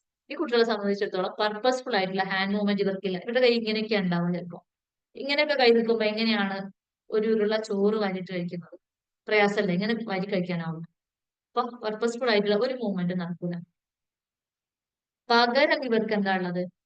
റെപ്പറ്റേറ്റീവ് ആയിട്ടുള്ള കുറെ മൂവ്മെന്റ്സ് ആണ് ഇവരുടെ കയ്യിലുള്ളത്. ഇതുപോലെ ഇങ്ങനെ ആക്കിക്കൊണ്ടിരിക്കും. എത്ര നേരം വേണം? എന്താ പറയാ, നമ്മൾ ശ്വാസം കഴിക്കുന്നത് നമ്മൾ അറിയുന്നുണ്ടോ? നമുക്കതൊരു ഭാരമല്ലല്ലോ ശ്വാസം എടുക്കുക എന്ന് പറയുന്നത്. അതുപോലെ തന്നെയാണ് ഇങ്ങനെ ചെയ്തുകൊണ്ടിരിക്കും. അതല്ലെങ്കിൽ ക്ലാപ്പ് ചെയ്തുകൊണ്ടിരിക്കും, ടാപ്പ് ചെയ്തുകൊണ്ടിരിക്കും. അങ്ങനെ കൈകൊണ്ട് എന്തെങ്കിലും സ്റ്റീരിയോ ടൈപ്ഡ് ആയിട്ടുള്ള റെപ്പറ്റേറ്റീവ് ആയിട്ടുള്ള ഒരു മൂവ്മെന്റ് അവരുടെ കൂടെ എപ്പോഴും ഉണ്ടാവും. അതുപോലെ ഞാൻ പറഞ്ഞു കഴിഞ്ഞു, റിഗ്രഷൻ സംഭവിക്കുന്നതൊന്ന് പർപ്പസ്ഫുൾ ആയിട്ടുള്ള ഹാൻഡ് മൂവ്മെന്റിന്റെ കാര്യത്തിലാണ്. മറ്റൊന്ന് സ്പീച്ചിന്റെ കാര്യത്തിലാണ്. ഇവർക്ക് വെർബൽ കമ്മ്യൂണിക്കേഷൻ ഒക്കെ വളരെ വളരെ കുറവായിരിക്കും. നോൺ വെർബൽ ഒട്ടും അറിയില്ല. അതായത് നമ്മള് ഗസ്റ്ററുകളൊന്നും ഉപയോഗിച്ച് സംസാരിക്കാൻ ഇവർക്കറിയില്ല. ഫേഷ്യൽ എക്സ്പ്രഷൻസ്, ബോഡി ലാംഗ്വേജ്, ഇതിനെ കുറിച്ചൊന്നും ഇവർക്ക് ധാരണ ഉണ്ടാവില്ല. അപ്പോ വെള്ളം വേണമെന്ന് പറയാൻ അറിയാത്ത കുട്ടിക്ക് ഇങ്ങനെ കാണിക്കാൻ അറിഞ്ഞാലും മതി അല്ലെ? അവിടെ കമ്മ്യൂണിക്കേഷൻ നടന്നു. പക്ഷെ അതും ചെയ്യാൻ അറിയില്ല. ഇവർ കമ്മ്യൂണിക്കേറ്റ് ചെയ്യാൻ എങ്ങനെയാന്ന് വെച്ചാൽ ഐ ഗേസ് കൊണ്ടാണ്. ഞാൻ നോക്കിയിട്ടാ പറയാ, പറയുന്നില്ല, ഇങ്ങനെ നോക്കും. അപ്പൊ അവർക്ക് എന്തെങ്കിലും വെള്ളം വേണമെന്നുണ്ടെങ്കിൽ ഗ്ലാസിന്റെ മേലെ ഇങ്ങനെ നോക്കിയിട്ട് നമ്മളെ മേലെ ഇങ്ങനെ നോക്കും. നിരന്തരം നമ്മൾ അവരുമായിട്ട് ഇങ്ങനെ ഇന്ററാക്ട് ചെയ്യുമ്പോൾ നമുക്ക് മനസ്സിലാവും വെള്ളം വേണം. അതുകൊണ്ടാണ് ഇങ്ങനെ നോക്കിയിട്ടാണെല്ലാം അവർ കമ്മ്യൂണിക്കേറ്റ് ചെയ്യാം. അല്ലാതെ ഒരു സ്പീച്ച് അവർക്കില്ല. എക്സ്പ്രസീവ് ലാംഗ്വേജ് ഒട്ടുമില്ല. അതുപോലെ മോട്ടോർ ഡിഫിക്കൽറ്റീസ്. ചില ആൾക്കാർക്ക് ഒട്ടും നടക്കാൻ കഴിയില്ല. റെഡ് സിൻഡ്രോമിൽ ചിലർക്ക് ഒട്ടും നടക്കാൻ കഴിയില്ല. ചിലര് നടക്കും, പക്ഷെ അതൊരു അൺസ്റ്റഡി വാക്ക് ആയിരിക്കും. അങ്ങനെ ഒരു ജെർക്കി മൂവ്മെന്റ് ഒക്കെ ഉണ്ടാവും. നമ്മളിങ്ങനെ കാണുമ്പോൾ നമുക്ക് തോന്നും ഇവര് വീണ് പോവോ എന്നൊക്കെ നമുക്കുള്ളിൽ ചിലപ്പോൾ ഒരു ടെൻഷൻ തോന്നുന്ന രീതിയിലാണ് ഇവര് നടക്കുക. അതുപോലെ ബ്രീത്തിങ് അബ്നോർമാലിറ്റീസ് ഉണ്ടാവും. റെഡ് സിൻഡ്രോത്തിന്റെ മറ്റൊരു സംഗതിയാണ് അവർക്ക് ബ്രീത്തിങ് അബ്നോർമാലിറ്റീസ് ഉണ്ടാവും. അതൊന്നും ബാക്കിയുള്ളതിലില്ല കേട്ടോ. ആസ്പെർജറിനോ മറ്റു ഡിസോർഡേഴ്സിനൊന്നും അതില്ല. വളരെ റയർ ആയിട്ടുള്ള ഒരുപാട് വ്യത്യസ്തമായിട്ടുള്ള ലക്ഷണങ്ങൾ കാണിക്കുന്ന ഒരു ഡിസോർഡർ ആണ് റെഡ് സിൻഡ്രോം എന്ന് പറയുന്നത്. ബ്രീത്തിങ് അബ്നോർമാലിറ്റി എന്ന് പറഞ്ഞാൽ ചിലപ്പോൾ ബ്രീത്ത് ഹോൾഡ് ചെയ്യുന്ന ഒരു അവസ്ഥ ഉണ്ടാവുക. ചിലപ്പോൾ ആപ്നിയ, അതായത് ഇടയ്ക്കിടയ്ക്ക് ബ്രീത്ത് ഇങ്ങനെ ഹോൾഡ് ആയി പോകും, ഉണരുമ്പോ ബ്രീത്ത് വരും, അല്ല ഉറങ്ങുമ്പോ ബ്രീത്ത് വരും, അങ്ങനെയൊക്കെ ഉള്ള ഒരു അവസ്ഥ. അതല്ലെങ്കിൽ ഹൈപ്പർ വെന്റിലേഷൻ. ഇപ്പൊ നമ്മളൊക്കെ ശ്വാസം എടുക്കുന്നതിന്റെയും പുറത്ത് വിടുന്നതിന്റെയും ഇടയിൽ ഒരു നിശ്ചിത സമയമുണ്ട്. പക്ഷെ ഇവർക്ക് സ്പീഡായിട്ട് നടന്നുകൊണ്ടിരിക്കാം. അപ്പൊ അത് ഇന്റർ ഓർഗൻസിനൊക്കെ മോശമായിട്ട് ബാധിക്കും. അങ്ങനെ ബ്രീത്തിങ് അബ്നോർമാലിറ്റീസ് ഇവർക്ക് ഉണ്ടാവും. പിന്നെ ഇവരുടെ ഒരു ഫിസിക്കൽ സിംറ്റംസ് എന്ന് പറഞ്ഞാല് സ്ലോ ഹെഡ് ഗ്രോത്ത് ഉണ്ടാവുക. ചില കുട്ടികൾക്ക് നമ്മൾ കണ്ടിട്ടില്ലേ, ചെറിയ തല, വളരെ താരതമ്യേന ചെറിയ തലയായിട്ട്, അങ്ങനെ അവർക്ക് ഉണ്ടാകാം. മൈക്രോസെഫാലിക് ആയിട്ട് ചെറിയ തലയായിരിക്കും ഉണ്ടായിരിക്കുക. അതുപോലെ സ്കോളിയോസിസ്. സ്കോളിയോസിസ് എന്ന് പറഞ്ഞാൽ നമ്മുടെ സ്പൈനൽ കോഡിന്റെ അവിടെ ഒരു ചെറിയൊരു എസ് ഷേപ്പിൽ അല്ലെങ്കിൽ ഒരു സി ഷേപ്പിൽ ചെറിയൊരു വളവ് പോലെ ഇവർക്ക് ഉണ്ടായിരിക്കും. പിന്നെ മസിൽ പൊതുവെ സ്റ്റിഫ് ആയിരിക്കും അല്ലെങ്കിൽ വീക്ക് ആയിരിക്കും. അതുകൊണ്ടാണല്ലോ നടക്കാൻ പ്രയാസമുള്ളതും പർപ്പസ്ഫുൾ ആയിട്ടുള്ള ഹാൻഡ് മൂവ്മെന്റ് ഒന്നും ഇല്ലാതെ വരുന്നത്. അതുപോലെ തന്നെ ഇവരിലാണ് ഷീസർ അധികം കണ്ടുവരാറുള്ളത്. ഓട്ടിസത്തിന് പൊതുവെ എല്ലാവരിലൊന്നും ഷീസർ കണ്ടുവരാറില്ല. ഒരു 20 to 30% ഷീസർ കണ്ടുവരാറുള്ളൂ. അത് റെഡ് സിൻഡ്രത്തിലുണ്ട്. റെഡ് സിൻഡ്രത്തിന് ഷീസർ കണ്ടുവരാറുണ്ട്. സ്വാഭാവികമായിട്ട് അതിന് മെഡിക്കേഷൻ ഒക്കെ എടുക്കുമ്പോൾ പിന്നെ എന്താണ് അവർക്ക് സ്ലീപ്പ് ഡിസോർഡറും അവരിൽ ഉണ്ടാവാറുണ്ട്. അപ്പൊ അതാണ് റെഡ് സിൻഡ്രോം എന്ന് പറയുന്നത്. വളരെ സിവിയർ ആയിട്ടുള്ള, വളരെ റയർ ആയിട്ടുള്ള ഒരു ന്യൂറോ ഡെവലപ്മെന്റൽ ഡിസോർഡർ ആണ്. ഓട്ടിസം സ്പെക്ട്രത്തിനകത്ത് വരുന്ന ഡിസോർഡർ ആണ്. പെൺകുട്ടികളാണ് അധികം കണ്ടുവരാറുള്ളത്. ഒരു 6 മുതൽ 18 മാസം വരെ നോർമൽ ഡെവലപ്മെന്റ് ആയിരിക്കും. പിന്നീട് ഒരു റിഗ്രഷൻ, ഈ നേടിയെടുത്ത സ്കില്ലുകളൊക്കെ അങ്ങനെ, അത് പ്രത്യേകിച്ച് സ്പീച്ചിന്റെ കാര്യത്തിൽ, അതുപോലെ പർപ്പസ്ഫുൾ ആയിട്ടുള്ള ഹാൻഡ് മൂവ്മെന്റിന്റെ കാര്യത്തിലൊക്കെയാണ് അങ്ങനെ സംഭവിക്കാറുള്ളത്. അതുപോലെ മറ്റൊരു ഡിസോർഡർ ആണ്, ഇതിന് ഈ 5 മറ്റൊരു ഡിസോർഡർ ആണ് CDD, അതായത് ചൈൽഡ്ഹുഡ് ഡിസിന്റഗ്രേറ്റീവ് ഡിസോർഡർ എന്ന് പറയും. ഇത് നമ്മൾ ഹെല്ലേഴ്സ് സിൻഡ്രോം എന്നും ഒരു പേരുണ്ട്. ഇതിന്റെ ഒരു പ്രത്യേകത, ഇതും റെഡ് സിൻഡ്രത്തിന്റെ കാര്യം പറഞ്ഞതുപോലെ വളരെ റയർ ആയിട്ടുള്ള സിവിയർ ആയിട്ടുള്ള ഒരു ഡിസോർഡർ ആണ്, ഡെവലപ്മെന്റൽ ഡിസോർഡർ ആണ്. ഇതിന്റെ ഏറ്റവും വലിയ പ്രത്യേകത എന്ന് പറഞ്ഞാൽ ഇത് കുട്ടികളിലാണ് കാണുന്നത് കേട്ടോ. CDD എന്ന് പറഞ്ഞാൽ കുട്ടികളിലാണ് കാണുന്നത്. അപ്പൊ അത് ഇതിന്റെ ഒരു ഏറ്റവും ഒരു പിന്നെ പ്രത്യേകത എന്ന് പറഞ്ഞു കഴിഞ്ഞാൽ ഇവര് ഒരു 2 വയസ്സ് വരെ അല്ലെങ്കിൽ ഒരു 10 വയസ്സ് വരെ ഇവർ നോർമൽ വളർച്ചയായിരിക്കും ഇവർക്ക് ഉണ്ടായിരിക്കും. എല്ലാ ഡെവലപ്മെന്റ്സ് ഉണ്ടായിരിക്കും. അതിനിടയിൽ സംഭവിക്കുന്ന കറക്റ്റ് സമയത്ത് സ്പീച്ച് ഉണ്ടായിരിക്കും, ലാംഗ്വേജ് ഉണ്ടായിരിക്കും, കമ്മ്യൂണിക്കേഷൻ ഉണ്ടായിരിക്കും, സോഷ്യൽ ഇന്ററാക്ഷൻ ഉണ്ടായിരിക്കും, മോട്ടോർ സ്കില്ലുകളൊക്കെ ആയിരിക്കും അച്ചീവ് ചെയ്തിട്ടുണ്ടാവും, പ്ലേ സ്കില്ലുകളൊക്കെ അച്ചീവ് ചെയ്തിട്ടുണ്ടാവും. ഒരു 2 വയസ്സ് വരെ എല്ലാം ഓക്കെ, അല്ലെങ്കിൽ 10 വയസ്സ് വരെ എല്ലാം ഓക്കെ ആയിരിക്കും. നോർമൽ ആയിട്ട് ആ കുട്ടിക്ക് യാതൊരു പ്രശ്നങ്ങളുള്ളതായിട്ട് നമുക്ക് മനസ്സിലാവില്ല. പിന്നീട് ഒരു സഡൻ റിഗ്രഷൻ ആണ് സംഭവിക്കുക, അല്ലെങ്കിൽ ഒരു ഗ്രാജുവൽ റിഗ്രഷൻ ഇങ്ങനെ സംഭവിച്ചുകൊണ്ടിരിക്കും. ഈ അക്വയർ ചെയ്ത സ്കില്ലുകൾ ഇങ്ങനെ നഷ്ടപ്പെടാൻ തുടങ്ങും. നമ്മളപ്പോ ഈ കുട്ടിയുടെ ഏതാണെന്ന് എങ്ങനെ മനസ്സിലാക്കുക, കുട്ടിയുടെ കേസ് സ്റ്റഡി കൂടി എടുക്കുമ്പോഴാണ് മനസ്സിലാവുക. പിന്നെ ആദ്യം എല്ലാം അച്ചീവ് ചെയ്തിട്ടുണ്ട്, പിന്നെ നഷ്ടപ്പെട്ടു എന്ന് പറയുമ്പോഴാണ് നമുക്ക് ബാക്കി ഓട്ടിസത്തിന്റെ ഫീച്ചറുകളെ കാണിക്കുമ്പോഴാണ് നമുക്ക് എന്ത് ചെയ്യുക, ഇന്ന ഓട്ടിസം ആണ് നമുക്ക് കുറച്ചും കൂടെ മനസ്സിലാവുക. അപ്പൊ ഇവരെ സംബന്ധിച്ചിടത്തോളം ഇവര് ലാംഗ്വേജ്, എക്സ്പ്രസീവ് ലാംഗ്വേജ് ഒക്കെ ഇങ്ങനെ നഷ്ടപ്പെട്ടുകൊണ്ടിരിക്കും. കാര്യങ്ങൾ കമ്മ്യൂണിക്കേറ്റ് ചെയ്യാനാവില്ല. റിസപ്റ്റീവ് ലാംഗ്വേജും എക്സ്പ്രസീവ് ലാംഗ്വേജും ഒക്കെ നഷ്ടപ്പെട്ടുകൊണ്ടിരിക്കുന്ന ഒരു അവസ്ഥ. അതുപോലെ എന്ത് ചെയ്യും, സോഷ്യൽ സ്കില്ല്, അതുവരെ നന്നായിട്ട് വീട്ടിലും അയൽപക്കത്തും സ്കൂളിലും ഒക്കെ നന്നായിട്ട് കമ്മ്യൂണിക്കേറ്റ് ചെയ്ത് വളരെ ആക്റ്റീവ് ആയിട്ടിരുന്ന കുട്ടിയായിരിക്കും പിന്നീട് സംസാരിക്കാതെയാവും. ആരുമായിട്ട് ഒരു പർപ്പസ്ഫുൾ ആയിട്ടുള്ള സംസാരമൊന്നും പിന്നെ കുട്ടിക്ക് ഉണ്ടാവില്ല. അതുവരെ മോട്ടോർ സ്കില്ലുകൾ എന്ന് പറഞ്ഞാൽ കോർഡിനേഷൻ പെട്ടെന്ന് നഷ്ടപ്പെടുകയാണ്, മോട്ടോർ കോർഡിനേഷൻ. അതുപോലെ ഫൈൻ മോട്ടോറിൽ അല്ലെങ്കിൽ ഗ്രോസ് മോട്ടോറിലൊക്കെ ഈ കുട്ടിക്ക് പിന്നീട് ഇഷ്യൂസ് വരികയാണ്. പ്ലേ സ്കില്ലിന്റെ കാര്യമാണെങ്കിൽ തന്നെ എന്താണ്, ഓരോ പ്രായത്തിൽ ഓരോ പ്ലേ ഉണ്ട് അല്ലെ, അതൊക്കെ ഈ കുട്ടി അച്ചീവ് ചെയ്തിട്ടുണ്ട്. പക്ഷെ ഈ റിഗ്രഷൻ സംഭവിച്ചതിന് ശേഷം ഇമാജിനേറ്റീവ് പ്ലേ അല്ലെങ്കിൽ പ്രിറ്റൻഡ് പ്ലേ ഇതെല്ലാം ഇവർക്ക് നഷ്ടപ്പെട്ടുകൊണ്ടിരിക്കുന്ന ഒരു അവസ്ഥയാണ്. അതുപോലെ ബോവൽ കൺട്രോൾ ഉണ്ടാവില്ല. അവര് നിന്ന് നിപ്പിലൊക്കെ മൂത്രമൊഴിക്കും. അവർക്ക് എപ്പോഴാണത് വരുന്ന പോകുന്നത് കേട്ടില്ല മാം. മാം ഇപ്പൊ പറഞ്ഞുകൊണ്ടിരിക്കുന്നില്ല, അതിന്റെ അവസ്ഥയുടെ പേരെന്താണ് ഓട്ടിസത്തില്? CDD, ഒന്നും കൂടെ ക്ലിയർ ആയില്ല. Childhood disintegrative disorder. Okay thank you ma'am. കുട്ടികളിലാണ് കാണുന്നത് കേട്ടോ.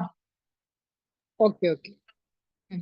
അപ്പൊ ഞാനിപ്പോ കുറച്ച് റിഗ്രഷൻ പറഞ്ഞു. ഒന്ന് ലാംഗ്വേജിലാണ് പറഞ്ഞത്, മറ്റൊന്ന് സോഷ്യൽ സ്കില്ലിലാണ്, മറ്റൊന്ന് മോട്ടോർ സ്കില്ലിലാണ്, മറ്റൊന്ന് പ്ലേ സ്കില്ലിലാണ്, മറ്റൊന്ന് ബ്ലാഡർ കൺട്രോളിന്റെ കാര്യത്തിലാണ്. ഇത് 5ഉം ഉണ്ടാവണമെന്നില്ല. ഇതിലേതെങ്കിലും 2 ഏരിയയിലെങ്കിലും ലോസ് ഉണ്ടായാൽ മതി, ആ കുട്ടിക്ക് CDD ഉണ്ടെന്ന് നമുക്ക് മനസ്സിലാക്കാം. ചിലപ്പോൾ 2ൽ കൂടുതൽ ഉണ്ടാവും, പക്ഷെ മിനിമം 2 ഏരിയയിലെങ്കിലും. പറയോ എങ്ങനെയാ? ആ 5 സ്കിൽസ് ഒന്നും കൂടെ പറയോ? ആ, ലാംഗ്വേജ്, ആ പിന്നെ സോഷ്യൽ സ്കില്ല്, മോട്ടോർ സ്കില്ല്, പിന്നെ പ്ലേ സ്കില്ല്, അതുപോലെ ബ്ലാഡർ കൺട്രോൾ. ഓക്കെ ശരി. ഇതിലെല്ലാത്തിലും പിന്നെ റിഗ്രഷൻ ഉണ്ടാവണമെന്നില്ല. ചിലപ്പോൾ മിനിമം 2 ഏരിയയിലെങ്കിലും കുട്ടിക്ക് അക്വയർ ചെയ്ത സ്കില്ലുകൾ നഷ്ടപ്പെടുന്ന ഒരവസ്ഥ, അതിനാണ് നമ്മൾ CDD എന്ന് പറയാം. പിന്നെന്താ ഈ കുട്ടി ബിഹേവിയറൽ സിംറ്റംസ് എന്ന് പറഞ്ഞാൽ, ഈ കുട്ടി റിഗ്രഷൻ നടന്നതിന് ശേഷം, അതുവരെ നോർമൽ ആണല്ലോ, റിഗ്രഷൻ നടന്നതിന് ശേഷം ഈ കുട്ടിക്ക് റെപ്പറ്റേറ്റീവ് മൂവ്മെന്റ് ഒക്കെ തുടങ്ങും. ഇതുപോലെ ഇങ്ങനെ കൈകൊണ്ട് നേരത്തെ പറഞ്ഞില്ല, സ്റ്റീരിയോടൈപ്പിൽ അതിൽ എന്തെങ്കിലുമൊക്കെ ചെയ്യുന്നു, അതൊക്കെ പിന്നെ ഈ കുട്ടി ചെയ്യാൻ തുടങ്ങും. അതുപോലെ അതുവരെ നോർമൽ ആയിരുന്ന ആള് പിന്നീട് അങ്ങോട്ട് സിവിയർ ആകാൻ തുടങ്ങും. സിവിയർ ഓട്ടിസത്തിനെ പോലെ ഇവരിങ്ങനെ ബിഹേവ് ചെയ്തുകൊണ്ടിരിക്കും ഈ റിഗ്രഷൻ ഉണ്ടായതിനു ശേഷം.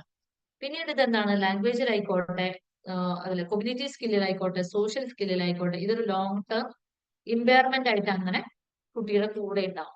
മാം പറഞ്ഞില്ലേ ഇത് കുട്ടികളിലാണ് കാണപ്പെടുന്നതെന്ന്. അപ്പം ഈ കുട്ടി വലുതായി വരുന്തോറും ഇതിന്റെ തീവ്രത കൂടുവോ കുറയോ? അത് തെറാപ്പി കൊടുക്കുന്നത് നമ്മൾ ഇന്റർവെൻഷൻസ് അനുസരിച്ചിരിക്കും. Okay okay. തെറാപ്പി ട്രെയിനിങ് ഒക്കെ കൊടുക്കുകയാണെങ്കിൽ സ്വാഭാവികമായിട്ട് ഏതൊരു അവസ്ഥയ്ക്കും തീവ്രത കുറയുമല്ലോ. അപ്പൊ ഈ കുട്ടികൾക്കാവുമ്പോ കുട്ടികൾക്ക് ഏത് രീതിയിലുള്ള തെറാപ്പിയാണ് കൊടുക്കേണ്ടി വരിക? നമ്മൾ അങ്ങനെ ഓട്ടിസത്തിന് ഇപ്പൊ നമ്മൾ ജലദോഷത്തിന് വന്ന് നമുക്ക് പാരസെറ്റമോൾ എടുത്ത് കഴിച്ചാൽ മതി, നമുക്കത് മാറൂലേ. പക്ഷെ ഈ ഒരു ഓട്ടിസം ഉള്ള കുട്ടിക്ക് ജസ്റ്റ് ഓട്ടിസം എന്ന് പറഞ്ഞ ഒരു അവസ്ഥയിൽ അതിനെ കുറിച്ച് ഒരുപാട് പറയാനുണ്ട്. അതായത് ഒരുപാട് ഇഷ്യൂസ് ഇവർക്കുണ്ട്. കോഗ്നിറ്റീവ് ഏരിയൽ ഇഷ്യൂസ് വരും, ബിഹേവിയറൽ ഇഷ്യൂസ് വരും, ഹൈപ്പർ ആക്ടിവിറ്റി വരും, പിന്നെ സെൻസറി സെൻസിറ്റിവിറ്റി, അതാണ് എടുത്തു പറയാനുള്ളത്. അപ്പൊ ഒരുപാട് മേഖലകളിൽ പ്രശ്നങ്ങളുണ്ട്. അപ്പൊ ഈ കുട്ടിക്ക്, ഒരു കുട്ടിയെ കിട്ടിയാൽ ആ കുട്ടിക്ക് ഏതൊക്കെ ഏരിയകളിലാണ് പ്രശ്നം എന്ന് നമ്മൾ ആദ്യം ഐഡന്റിഫൈ ചെയ്യണം. അത് ശരിക്കും ഡയഗ്നോസ് ചെയ്ത് കണ്ടുപിടിക്കണം. നമ്മൾ അസസ് ചെയ്യുമ്പോൾ നമുക്ക് മനസ്സിലാവും ഏതൊക്കെ ഏരിയകളിലാണ് ആ കുട്ടിക്ക് പ്രശ്നം വരുന്നത്. അപ്പൊ അതിനനുസരിച്ചുള്ള ഇന്റർവെൻഷൻ നമ്മൾ കൊടുക്കണം. ഇപ്പൊ സെൻസറി ഇഷ്യൂസ് ഒക്കെ ആണെങ്കിൽ എന്തായാലും ഒക്യുപേഷൻ തെറാപ്പി കൊടുക്കണം. എല്ലാം നമ്മളല്ലേ ചെയ്യുന്നത്, നമ്മൾ വാശി പിടിക്കാൻ പറ്റില്ല, നമുക്ക് പരിമിതികളുണ്ട്. ഇപ്പൊ നമ്മൾ ഈ കുട്ടികളെ സംബന്ധിച്ചിടത്തോളം നമ്മളൊരു വീട് പണിയുന്നത് എങ്ങനെയാ, വീടിന്റെ ഓരോ ഘട്ടത്തിലും നമ്മൾ ഓരോരുത്തരെയല്ലേ കൊണ്ടുപിടിക്കുന്നത്. തറ കയറുന്ന ആളല്ല പിന്നെ അത് കെട്ടാൻ വരുന്നത്, അയാളല്ല പിന്നെ അത് ചുമര് പടുക്കാൻ വരുന്നത്, അയാളല്ല പിന്നെ അതിന്റെ കോൺക്രീറ്റ് വർക്ക് ചെയ്യാൻ. ഇതൊക്കെ ഓരോരുത്തരല്ലേ ചെയ്യുന്നത്. എല്ലാവരും കൂടി ഒത്തുപിടിച്ചാലാണ് അതൊരു വീടായിട്ട് മാറുക, അല്ലേ? അതുപോലെ തന്നെയാണ് ഈ ഒരു ഓട്ടിസം. ഓരോരോ പ്രശ്നങ്ങൾക്കും ഓരോരോ തരത്തിൽ ട്രീറ്റ്മെന്റ് കൊടുക്കേണ്ടി വരും അല്ലേ? ഉറപ്പായിട്ടും മൾട്ടി ഡിസിപ്ലിനറി ടീമിന്റെ ഒരു അപ്രോച്ച് വേണം. മൾട്ടി ഡിസിപ്ലിനറി ടീമിൽ എല്ലാവരെയും നമുക്ക് വേണം. ഒക്യുപേഷൻ തെറാപ്പിസ്റ്റിനെ വേണം, ഫിസിയോതെറാപ്പിസ്റ്റിനെ വേണം, സ്പീച്ച് തെറാപ്പിസ്റ്റ് വേണം, സൈക്കോളജിസ്റ്റ് വേണം, സ്പെഷ്യൽ എഡ്യൂക്കേറ്റർ വേണം. എല്ലാവരും കൂടി ഒത്തുപിടിച്ച്. ഫിസിയോതെറാപ്പിസ്റ്റിന്റെ ആവശ്യം എന്താ ഇതില് വേണ്ടത്? ഫിസിയോതെറാപ്പിസ്റ്റ് എല്ലാവർക്കും വേണ്ട, പക്ഷെ പലയിടത്തും ഞാൻ പറഞ്ഞിട്ടില്ലേ മോട്ടോർ ഇഷ്യൂസ് ഉണ്ടെന്ന് പറഞ്ഞില്ലേ. കൈകൊണ്ടുള്ള ബുദ്ധിമുട്ടുകളൊക്കെ അതിനൊക്കെയാണോ? കൈകൊണ്ടുള്ള ബുദ്ധിമുട്ടുകള് ഫൈൻ മോട്ടോർ ഇഷ്യൂസ് ആണ്. അതിന് സ്പീച്ച് തെറാപ്പി അല്ല, ഫിസിയോതെറാപ്പി വേണ്ടല്ലോ. വേണ്ട, അത് ഫിസിയോതെറാപ്പി വേണമെന്നില്ല. അതിന് ഒക്യുപേഷൻ തെറാപ്പിയാണ് സാധാരണ കൊടുക്കാറുള്ളത്. ഒക്യുപേഷൻ ഫിസിയോതെറാപ്പി അതിനേക്കാൾ കുറച്ചും കൂടി പിന്നെ വലുതായിട്ട് വന്ന ഗ്രോസ് മോട്ടോർ ഇഷ്യൂസ് ഒക്കെ ഉണ്ടെങ്കിൽ സിംറ്റംസിലൊക്കെ ഉണ്ട്, അവർക്കൊക്കെ ഫിസിയോതെറാപ്പി വേണം. അതായത് എല്ലാവർക്കും എല്ലാ തെറാപ്പി കൊടുക്കേണ്ട ആവശ്യമില്ല. ഓരോരുത്തരുടെ കാര്യത്തിനനുസരിച്ചിട്ട് നീഡ് അനുസരിച്ചിട്ട് ഏതൊക്കെയാണ് അതിനനുസരിച്ചിട്ടാണ് ഇന്റർവെൻഷൻസ് നമ്മൾ കൊടുക്കുക. ഇനി നമ്മൾ 5 പറഞ്ഞത് മറന്നു പോകരുത്. ആദ്യം ആസ്പെർജർ പറഞ്ഞു, പിന്നെ നമ്മൾ റെഡ് സിൻഡ്രോം പറഞ്ഞു, അത് കഴിഞ്ഞ് ചൈൽഡ്ഹുഡ് ഡിസിന്റഗ്രേറ്റീവ് ഡിസോർഡർ പറഞ്ഞു. ഇപ്പൊ നമ്മൾ പറയാൻ പോകുന്നത് PDD-NOS ആണ്, അതായത് pervasive developmental disorder not otherwise specified. അങ്ങനെ പറഞ്ഞു കഴിഞ്ഞാൽ എല്ലാം പെർവേഴ്സീവ് ഡെവലപ്മെന്റൽ ഡിസോർഡർ. ഞാൻ ഈ പറഞ്ഞ 5 പെർവേഴ്സീവ് ഡെവലപ്മെന്റൽ ഡിസോർഡറുകളാണ്. പക്ഷെ ബാക്കി ഒന്നും മെൻഷൻ ചെയ്തിട്ടില്ല എങ്കിൽ അത് PDD-NOS എന്നാണ് പറയാം. അതിനാണ് ഓരോന്നിന്റെ ലക്ഷണം. ഏകദേശം എല്ലാം ഒരേ ലക്ഷണങ്ങളാണ് കാണിക്കുക, പക്ഷെ ചെറിയ ചെറിയ ചെറിയ വ്യത്യാസങ്ങൾ അവിടെ ഇവിടെയൊക്കെ കാണാം. അപ്പൊ അങ്ങനെ ഒന്നും മെൻഷൻ ചെയ്തിട്ടില്ല എങ്കിൽ അത് PDD-NOS ആണ്. എന്താണ് മാം? ഒന്നുമില്ല. അപ്പൊ PDD-NOSന്റെ കാര്യം പറയുകയാണെങ്കിൽ ഇത് ഓട്ടിസത്തിന്റേതായിട്ടുള്ള കുറെ കാര്യങ്ങൾ കാണിക്കുന്നുണ്ട്, പക്ഷെ എല്ലാ കാര്യങ്ങളും കാണിക്കുന്നില്ല. ചില കാര്യങ്ങൾ കാണിക്കുന്നു. അതുകൊണ്ട് തന്നെ PDD-NOS നമ്മൾ അറ്റിപ്പിക്കൽ ഓട്ടിസം എന്നാ പറയാം.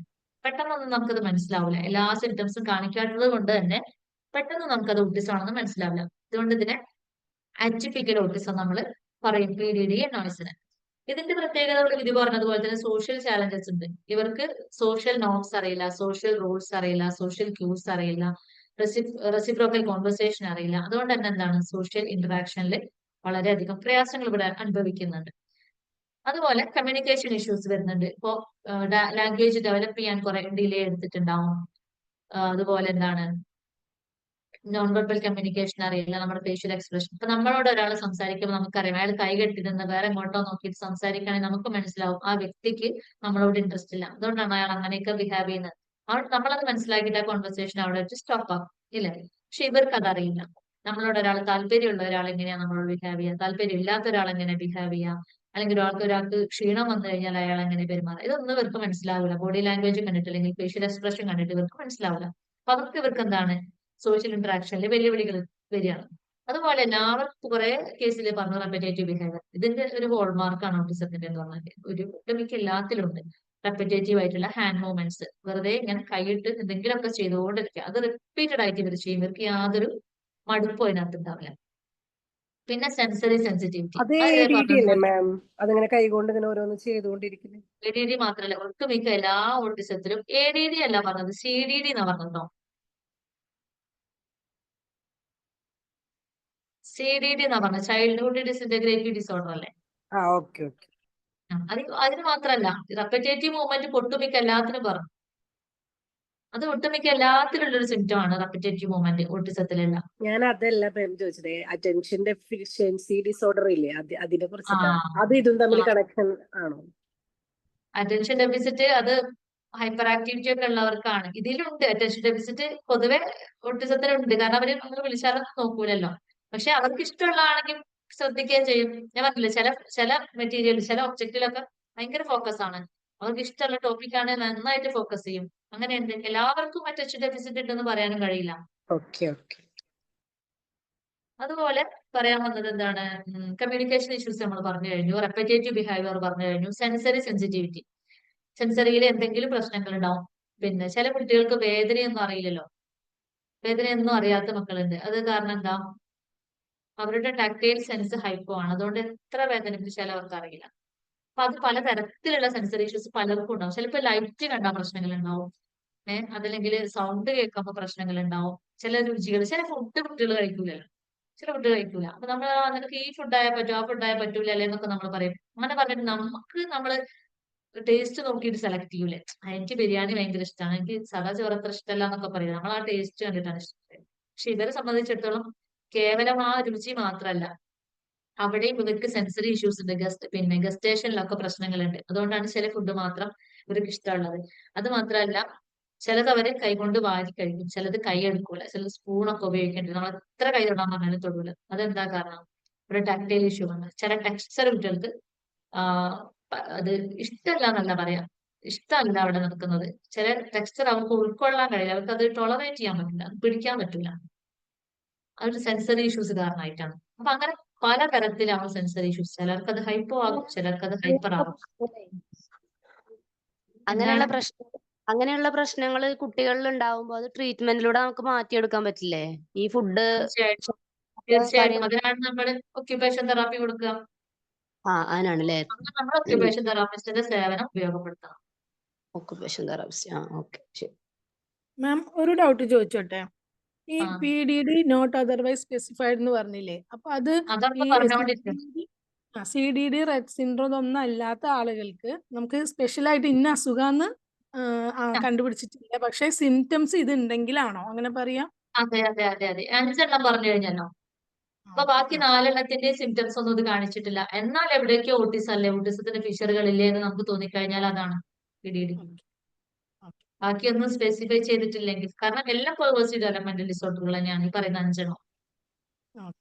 അപ്പൊ അതിനകത്ത് ഇപ്പൊ നമ്മൾ പറഞ്ഞു കഴിഞ്ഞത് ഒന്ന് സോഷ്യൽ ചാലഞ്ചസ് ആണ് ഇവർ കാണിക്കുന്നത്, അതുപോലെ കമ്മ്യൂണിക്കേഷൻ ചാലഞ്ചസ് ആണ്, റെപ്പറ്റേറ്റീവ് ബിഹേവിയറുകളാണ്, പിന്നെ റെസ്ട്രിക്റ്റഡ് ഇൻട്രസ്റ്റസ് ഉണ്ട്, അതുപോലെ സെൻസറി സെൻസിറ്റിവിറ്റീസ് ഉണ്ട്. ഞാൻ ഈ പറഞ്ഞതുപോലെ സെൻസിൽ ഏതെങ്കിലും സെൻസിൽ പ്രശ്നങ്ങൾ ഉണ്ടാവും. അതുപോലെ മൈൽഡർ, പൊതുവെ എന്താണ് ബാക്കിയുള്ള ഓട്ടിസത്തിനെ അപേക്ഷിച്ച് ഇവര് മൈൽഡർ ആണ്, മൈൽഡർ സിംറ്റംസ് ആണ് കാണിച്ചുകൊണ്ടിരിക്കുക.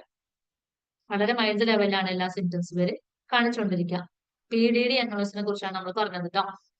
ഇനി പറയാനുള്ളത് നമ്മുടെ ക്ലാസിക്കൽ ഓട്ടിസം. നമ്മൾ സാധാരണ ഓട്ടിസം എന്ന് പറയുന്ന ആ ഒരു അവസ്ഥ ക്ലാസിക്കൽ ഓട്ടിസം, അതാണ് മോസ്റ്റ് റെക്കഗ്നൈസ്ഡ് ഓട്ടിസം. വളരെ സിവിയർ കണ്ടീഷനാണ്. ഈ പറഞ്ഞതുപോലെ സ്പീച്ചിൽ പ്രശ്നങ്ങളുണ്ട്, ലാംഗ്വേജിൽ പ്രശ്നങ്ങളുണ്ട്, കമ്മ്യൂണിക്കേഷൻ ഏരിയയിൽ പ്രശ്നങ്ങളുണ്ട്, റെപ്പറ്റേറ്റീവ് ബിഹേവിയർ ഉറപ്പായിട്ട് ഇവരുടെ കയ്യിലുണ്ടാവും, സെൻസറി സെൻസിറ്റിവിറ്റി ഇഷ്യൂസ് ഇവർക്കുണ്ട്. അതുപോലെ എന്താണ് പിന്നെ റെപ്പറ്റേറ്റീവ് ആക്ടിവിറ്റി, റെസ്ട്രിക്റ്റഡ് ഇൻട്രസ്റ്റസ്, ഇങ്ങനെയൊക്കെ ഇവർക്കുണ്ട്. ഇത് വളരെ സിവിയർ ആയിട്ടാണ് ഓട്ടിസത്തിൽ കണ്ടുവരാം. പക്ഷെ വേറെ പ്രത്യേകത എന്താണെന്ന് വെച്ചാൽ നമ്മള് ഇന്റലക്ച്വൽ ഡിസബിലിറ്റി ഒക്കെ പറയില്ലേ, അപ്പൊ അതിനകത്ത് നമ്മൾ IQ പറയുന്നുണ്ടല്ലോ, നമ്മൾ ആ ബിലോ 70 ആയി കഴിഞ്ഞാലാണ് ഒരാൾ ഇന്റലക്ച്വലി ഡിസേബിൾഡ് ആണെന്ന് പറയാം. പക്ഷെ ഓട്ടിസത്തിന്റെ കേസിൽ അങ്ങനെയല്ല. കാരണം ഇവർക്കൊക്കെ പൊതുവെ പിന്നെ നമ്മൾ എന്താണ് ഒരു ആവറേജ് ഇന്റലിജൻസ് അല്ലെങ്കിൽ എബോ ആവറേജ് ഇന്റലിജൻസ് ഉള്ളവരാണ് പൊതുവെ എല്ലാ ഓട്ടിസം ഉള്ള കുട്ടികളും അല്ലെങ്കിൽ വ്യക്തികളും. നമ്മൾ എന്താ പറയാ ഓട്ടിസത്തിന്റെ ഏകദേശം ഓട്ടിസം എന്താണെന്ന് നമ്മൾ പറഞ്ഞു. അതിന്റെ ആ ഒരു സ്പെക്ട്രത്തിനകത്ത് വരുന്ന 5 ഡിസോർഡറുകൾ വന്നു. ഇനി ഇവർക്ക് ഒരുപാട് മേഖലയിൽ പ്രശ്നങ്ങൾ ഇവരുണ്ട്, ഒരുപാട് പ്രോബ്ലംസ് ഉണ്ട്. അത് സെൻസറി ഇഷ്യൂസ് ആയിട്ട് ഇവർക്കുണ്ട്, കൊഗ്നിറ്റീവ് ഏരിയകളിൽ ഇവർക്ക് പ്രശ്നങ്ങളുണ്ട്, അതുപോലെ ലാംഗ്വേജിൽ പ്രശ്നങ്ങളുണ്ട്, സ്പീച്ചിൽ പ്രശ്നമുണ്ട്, കമ്മ്യൂണിക്കേഷനിൽ പ്രശ്നമുണ്ട്, സോഷ്യൽ ഇന്ററാക്ഷനിൽ പ്രശ്നങ്ങളുണ്ട്. ഈ കൊഗ്നിറ്റീവ് ഏരിയയിൽ പ്രശ്നങ്ങൾ വരുമ്പോൾ സ്വാഭാവികമായിട്ടും എന്തുണ്ടാവും, അക്കാഡമിക് ഏരിയയിൽ പ്രശ്നങ്ങളുണ്ട്. ഇങ്ങനെ ഒരുപാട് പ്രശ്നങ്ങളുടെ ഒരു ആകത്തുകയാണ്. ഒരു സാമ്പാറും അവിയൽ എന്നൊക്കെ പറയാൻ പറ്റുന്ന ഒരു പരുവത്തിലാണ് ഈ കുട്ടികളുള്ളത്. അപ്പൊ നമ്മൾ ഇതിൽ നിന്നൊക്കെ ഓരോരോ കഷ്ണങ്ങൾ ഇങ്ങനെ വേർതിരിച്ചെടുക്കുന്നത് പോലെ നമ്മൾ നല്ല തെറപ്പിസ്റ്റ് ആണെങ്കിൽ എന്തൊക്കെയാണ് ആ കുട്ടിയുടെ പ്രശ്നങ്ങൾ ഓരോന്നോരോന്നായിട്ട് കണ്ടെത്തണം. അതിന് ഓരോന്നിനായിട്ട് നമ്മൾ ഞാൻ ഈ പറഞ്ഞതുപോലെ അതിനനുസരിച്ചുള്ള ആളുകൾ അപ്രോച്ച് ചെയ്യണം. ചിലത് നമ്മൾ സ്പീച്ച് തെറാപ്പി കൊടുക്കേണ്ടി വരും, ചിലത് നമ്മൾ ഒക്യുപേഷൻ തെറാപ്പി കൊടുക്കേണ്ടി വരും, ചിലത് എന്താണ് ഫിസിയോതെറാപ്പി വേണ്ടി വരും. ഇതെല്ലാം കൊടുത്താലും എന്ത് ചെയ്യണം, സ്പെഷ്യൽ എഡ്യൂക്കേഷൻ മസ്റ്റായിട്ടും കൊടുക്കണം. ഇങ്ങനെയാണ് നമ്മൾ ഈ കുട്ടികളെ എഴുന്നേറ്റ് നിൽക്കാൻ നമ്മൾ പ്രാപ്തമാക്കുക. അതുപോലെ ഇതിന്റെ കൂടെ ടെമ്പർ ടാൻട്രം കൂടെ ഉണ്ട്, അതും കൂടെ ചോദിച്ചിട്ടൊന്ന് അവസാനിപ്പിക്കാം. ടെമ്പർ ടാൻട്രം എന്ന് പറഞ്ഞാല് ടെമ്പർ ടാൻട്രം നിങ്ങൾ കേട്ടിട്ടുണ്ടാവും അല്ലെ, വാശി പിടിക്കുന്ന ആ ഒരു അവസ്ഥ. ഈ ടെമ്പർ ടാൻട്രം ഹൈപ്പർ ആക്ടിവിറ്റിയും ഒന്നാണ്. പൊതുവെ എല്ലാവരും ടെമ്പർ അങ്ങനെ ഒരു ഇതുണ്ട്, അറിയണമെങ്കിലും ഒന്ന് അഭിപ്രായം പറയും. ടെമ്പർ ടാൻട്രം ഹൈപ്പർ ആക്ടിവിറ്റിയും ഒന്നാണ്. അതും കൂടെ പറഞ്ഞിട്ട് നമുക്ക് അങ്ങ് വൈൻഡപ്പ് ചെയ്യാം. ഒന്നാണോ അങ്ങനെ ചോദിച്ചപ്പോ ഒരു സംശയം. അല്ല, ഇതുവരെ നിങ്ങൾ എന്താണ് ധരിച്ചിരിക്കുന്നത്? അല്ല, ഒന്നല്ല. ഒന്നല്ല. എന്നാൽ അതിന്റെ കാരണം കൂടി ഒന്ന് പറഞ്ഞു കൊടുക്കുമോ? ഹൈപ്പർ ആക്ടിവിറ്റി എന്ന് പറയുമ്പോ ആ കുട്ടിക്ക് അടങ്ങിയിരിക്കാൻ പറ്റുന്നില്ല പ്രത്യേക കാരണങ്ങൾ കൊണ്ട്, ആ കുട്ടിയുടെ അവസ്ഥ അങ്ങനെ ആയതുകൊണ്ട്. പക്ഷെ വാശി എന്ന് പറയുമ്പോ ആ കുട്ടി കാര്യങ്ങൾ നടക്കാൻ വേണ്ടിയിട്ട് ഓരോന്ന് ചെയ്ത് കൂട്ടുന്നതാണല്ലോ വാശി. അത് അപ്പൊ ആ തന്നെയാണ്. സാഹചര്യത്തിനനുസരിച്ച് അവന് മാറിക്കൊണ്ടിരിക്കുന്നുണ്ടല്ലോ. ഉറപ്പായിട്ടും അത് തന്നെയാണ് മാം പറഞ്ഞ ഉത്തരം. അങ്ങനെ തന്നെയാണ്. അതായത് ഹൈപ്പർ ആക്ടിവിറ്റി എന്ന് പറഞ്ഞാല് അത് ഒരു എന്താണ് ഗവൺമെന്റ് സ്കൂൾ എൻറോൾ ചെയ്യാൻ പറ്റുമെന്നാണോ ചോദിക്കുന്നത്? അതായത് ഞാൻ ആദ്യം ഇതിന് ഉത്തരം പറയട്ടെ കേട്ടോ. ഹൈപ്പർ ആക്ടിവിറ്റി എന്ന് പറഞ്ഞു കഴിഞ്ഞാൽ ഇതൊരു സെൻസറി ഇഷ്യൂ ആണ്. ടെമ്പർ ടാൻട്രം എന്ന് പറഞ്ഞാൽ അത് ബിഹേവിയറൽ ഇഷ്യൂ ആണ്, അല്ലെ? പലതും നേടാൻ വേണ്ടിയിട്ട് കാണിച്ചു കൂട്ടുന്ന ഓരോ കാര്യങ്ങളാണ് ടെമ്പർ ടാൻട്രം എന്ന് പറയുന്നത്. ഹൈപ്പർ ആക്ടിവിറ്റി അങ്ങനെയല്ല, അത് അവരുടെ കൺട്രോളിലല്ല. മാത്രമല്ല ഇത് നമ്മൾ എങ്ങനെയാ മനസ്സിലാക്കുന്നത് ഹൈപ്പർ ആക്ടിവിറ്റി ആണോ ടെമ്പർ ടാൻട്രം ആണോ നമുക്ക് എങ്ങനെ മനസ്സിലാവും? നമ്മളത് എന്ത് ചെയ്യണം? സാഹചര്യത്തിനനുസരിച്ചിട്ടാണ് വാശി വരുന്നത്. മറ്റേതെന്ന് പറഞ്ഞാൽ ആ കുട്ടിയുടെ നിയന്ത്രണത്തിലാവില്ല കാര്യങ്ങൾ. നമ്മൾ എന്ത് സാഹചര്യങ്ങൾ പറഞ്ഞു കൊടുത്താലും ആ കുട്ടി കൺട്രോളിലായിരിക്കില്ല. അതെ അതെ, ഓൾവേസ് എവരിബിൾ വിത്ത് എവരിവൺ, അതാണ് ഹൈപ്പർ ആക്ടിവിറ്റി. ഹൈപ്പർ ആക്ടിവിറ്റി ആണെങ്കിൽ ഇത് എവിടെ ചെന്നാലും എല്ലാവരോടും എല്ലായ്പ്പോഴും അത് അങ്ങനെ ആയിരിക്കും. മറ്റത് അങ്ങനെയല്ല, മാമ പറഞ്ഞതുപോലെ സാഹചര്യത്തിനനുസരിച്ചിട്ടാണ്, അല്ലെ? പക്ഷെ ഇവിടെ ഓട്ടിസത്തിന്റെ കാര്യത്തിൽ നമ്മൾ ചെറിയൊരു കൺസിഡറേഷൻ കൊടുക്കണം. കാരണം ഇവർക്ക് ഒരുപാട് ഇഷ്യൂസ് ഉള്ളത് കൊണ്ട് നമ്മളതിനെ ബിഹേവിയറൽ ഇഷ്യൂ മാത്രമായിട്ട് നമ്മളതിനെ നിസ്സാരമായിട്ട് കാണാൻ പാടില്ല. ഇവരുടെ ടെമ്പർ ടാൻട്രത്തിന്റെ പിന്നിൽ ഒരുപാട് ഇഷ്യൂസ് ഉണ്ട്. അതൊക്കെ നമ്മുടെ കോഴ്സിനകത്ത് നമ്മൾ ഡീറ്റെയിൽ ആയിട്ട് പറയുന്നുണ്ട്. ഏതായാലും നമ്മുടെ കോഴ്സ് ക്ലാസ് താങ്ക് യു. ഇനി എന്തെങ്കിലും ചോദിക്കാനുണ്ടോ? പിന്നെ നോർമൽ സ്കൂൾ എൻറോൾ ചെയ്യാൻ പറ്റുമെന്ന് ചോദ്യം ചോദിച്ചു അല്ലെ? നോർമൽ സ്കൂൾ എൻറോൾ ചെയ്യാം. കാരണം ഇവർ ഒരുപാട് ബിഹേവിയറുകളൊക്കെ പഠിച്ചെടുക്കുന്നത്, മോഡലിംഗ് നടക്കുന്നത് നോർമൽ കുട്ടികളെ കണ്ടിട്ടാവണം എന്നുള്ളൊരു കാരണമാണ് അതിനകത്ത് പറയുന്നത്.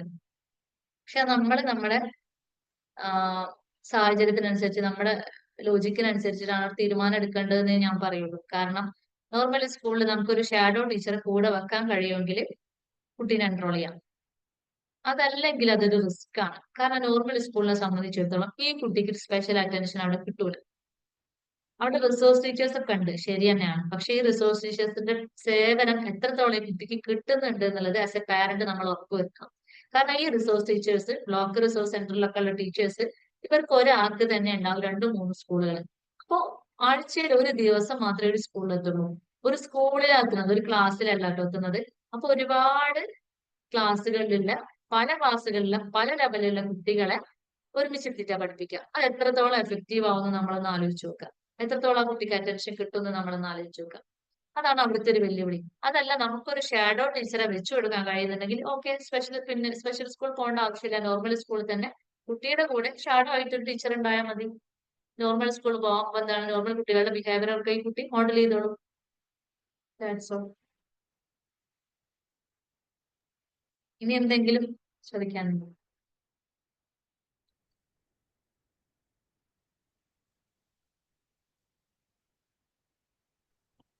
മാം ഒരു ഡൗട്ട് ഉണ്ടേ. പറയും. ഈ ഓട്ടിസത്തിന് യഥാർത്ഥത്തിൽ എന്താണ് കാരണം? എന്ത് കാരണം കൊണ്ടാണ് ഒരു കുട്ടി ഓട്ടിസ്റ്റിക് ആയി മാറുന്നത്? അതിനെന്തെങ്കിലും കാരണങ്ങളുണ്ടോ പ്രത്യേക? കാരണങ്ങൾ ഒരുപാട് കാരണങ്ങളുണ്ട്. പിന്നെ അത് എൻവയോൺമെന്റൽ ഇഷ്യൂസ് കാരണമാവാം, അല്ലെങ്കിൽ അത് ഒരുപാട് ഘട്ടങ്ങൾ നമ്മളിങ്ങനെ പറയുന്നുണ്ട്. പിന്നെ പ്രീനാറ്റൽ ഏജിലുള്ള എന്തെങ്കിലും പ്രശ്നങ്ങളാവാം, നാറ്റൽ ഏജിൽ, അതായത് പിന്നെ പ്രഗ്നൻസി ടൈമിലോ അല്ലെങ്കിൽ ഡെലിവറി സമയത്തോ ആഫ്റ്റർ ഡെലിവറിയിലോ എന്തെങ്കിലും പ്രോബ്ലംസ് ഉണ്ടെങ്കിൽ എന്താണ്, ഏതൊരു ഡിസബിലിറ്റിക്കും പിന്നിലുള്ള കാരണം, എല്ലാ കോഴ്സസും അൺനോൺ ആണ് കേട്ടോ. ഇന്ന കാരണം കൊണ്ട് ഒഡിസ് ഉണ്ടാവും എന്ന് പറയുന്നില്ല. എല്ലാ കോഴ്സസും അൺനോൺ ആണ്. അപ്പൊ നമുക്കിങ്ങനെ പറയാനേ പറ്റുള്ളൂ. അതുകൊണ്ടായിരിക്കും ഇതുകൊണ്ടൊക്കെ ഒരുപാട് എൻവയോൺമെന്റൽ ഫാക്ടേഴ്സ് ഒക്കെ ഉണ്ട്. അപ്പൊ ആ സമയത്ത് അമ്മയ്ക്ക് ഉണ്ടാവുന്ന എന്തെങ്കിലും റേഡിയേഷൻസ് അല്ലെങ്കിൽ അങ്ങനെ ടോക്സിക് ആയിട്ടുള്ള എന്തിനോടെങ്കിലുള്ള exposure, alcoholic exposure, tobacco exposure, അതിൽ ഓവർ സ്ട്രെസ്, അങ്ങനെയുള്ള ഒരുപാട് കാരണങ്ങൾ അതിനകത്ത് വരുന്നുണ്ട്. ജനറ്റിക് അതൊരു ഭയങ്കര ഫാക്ടറാണ്. നമ്മുടെ ഫാമിലിയിൽ അങ്ങനെയുള്ള ഒരാളുണ്ടെങ്കിൽ, സിബ്ലിങ്സോ പാരന്റ്സോ അങ്ങനെ ആരെങ്കിലും അല്ലെങ്കിൽ അകന്ന ബന്ധത്തിലൊക്കെ ഉണ്ടെങ്കിൽ അതും ഒരു പോസിബിലിറ്റിയാണ്. അങ്ങനെ ഒരുപാട് കാരണങ്ങൾ പറയുന്നുണ്ട്. ഇന്നതാണെന്ന് എടുത്തു പറയില്ലേ. ഈ കുട്ടിയുടെ മാതാപിതാക്കളുടെ ഏതെങ്കിലും റിലേഷനിലെ, അതായത് രക്തബന്ധുക്കളിൽ ആർക്കെങ്കിലും ഓട്ടിസം ഉണ്ടെങ്കിൽ അത് അങ്ങനെ ഇൻഹെറിറ്റഡ് ആയിട്ട് ഒരു അങ്ങനെ കൈമാറി വരാവുന്ന സാധ്യത കൂടുതലാണ്. ഓക്കെ.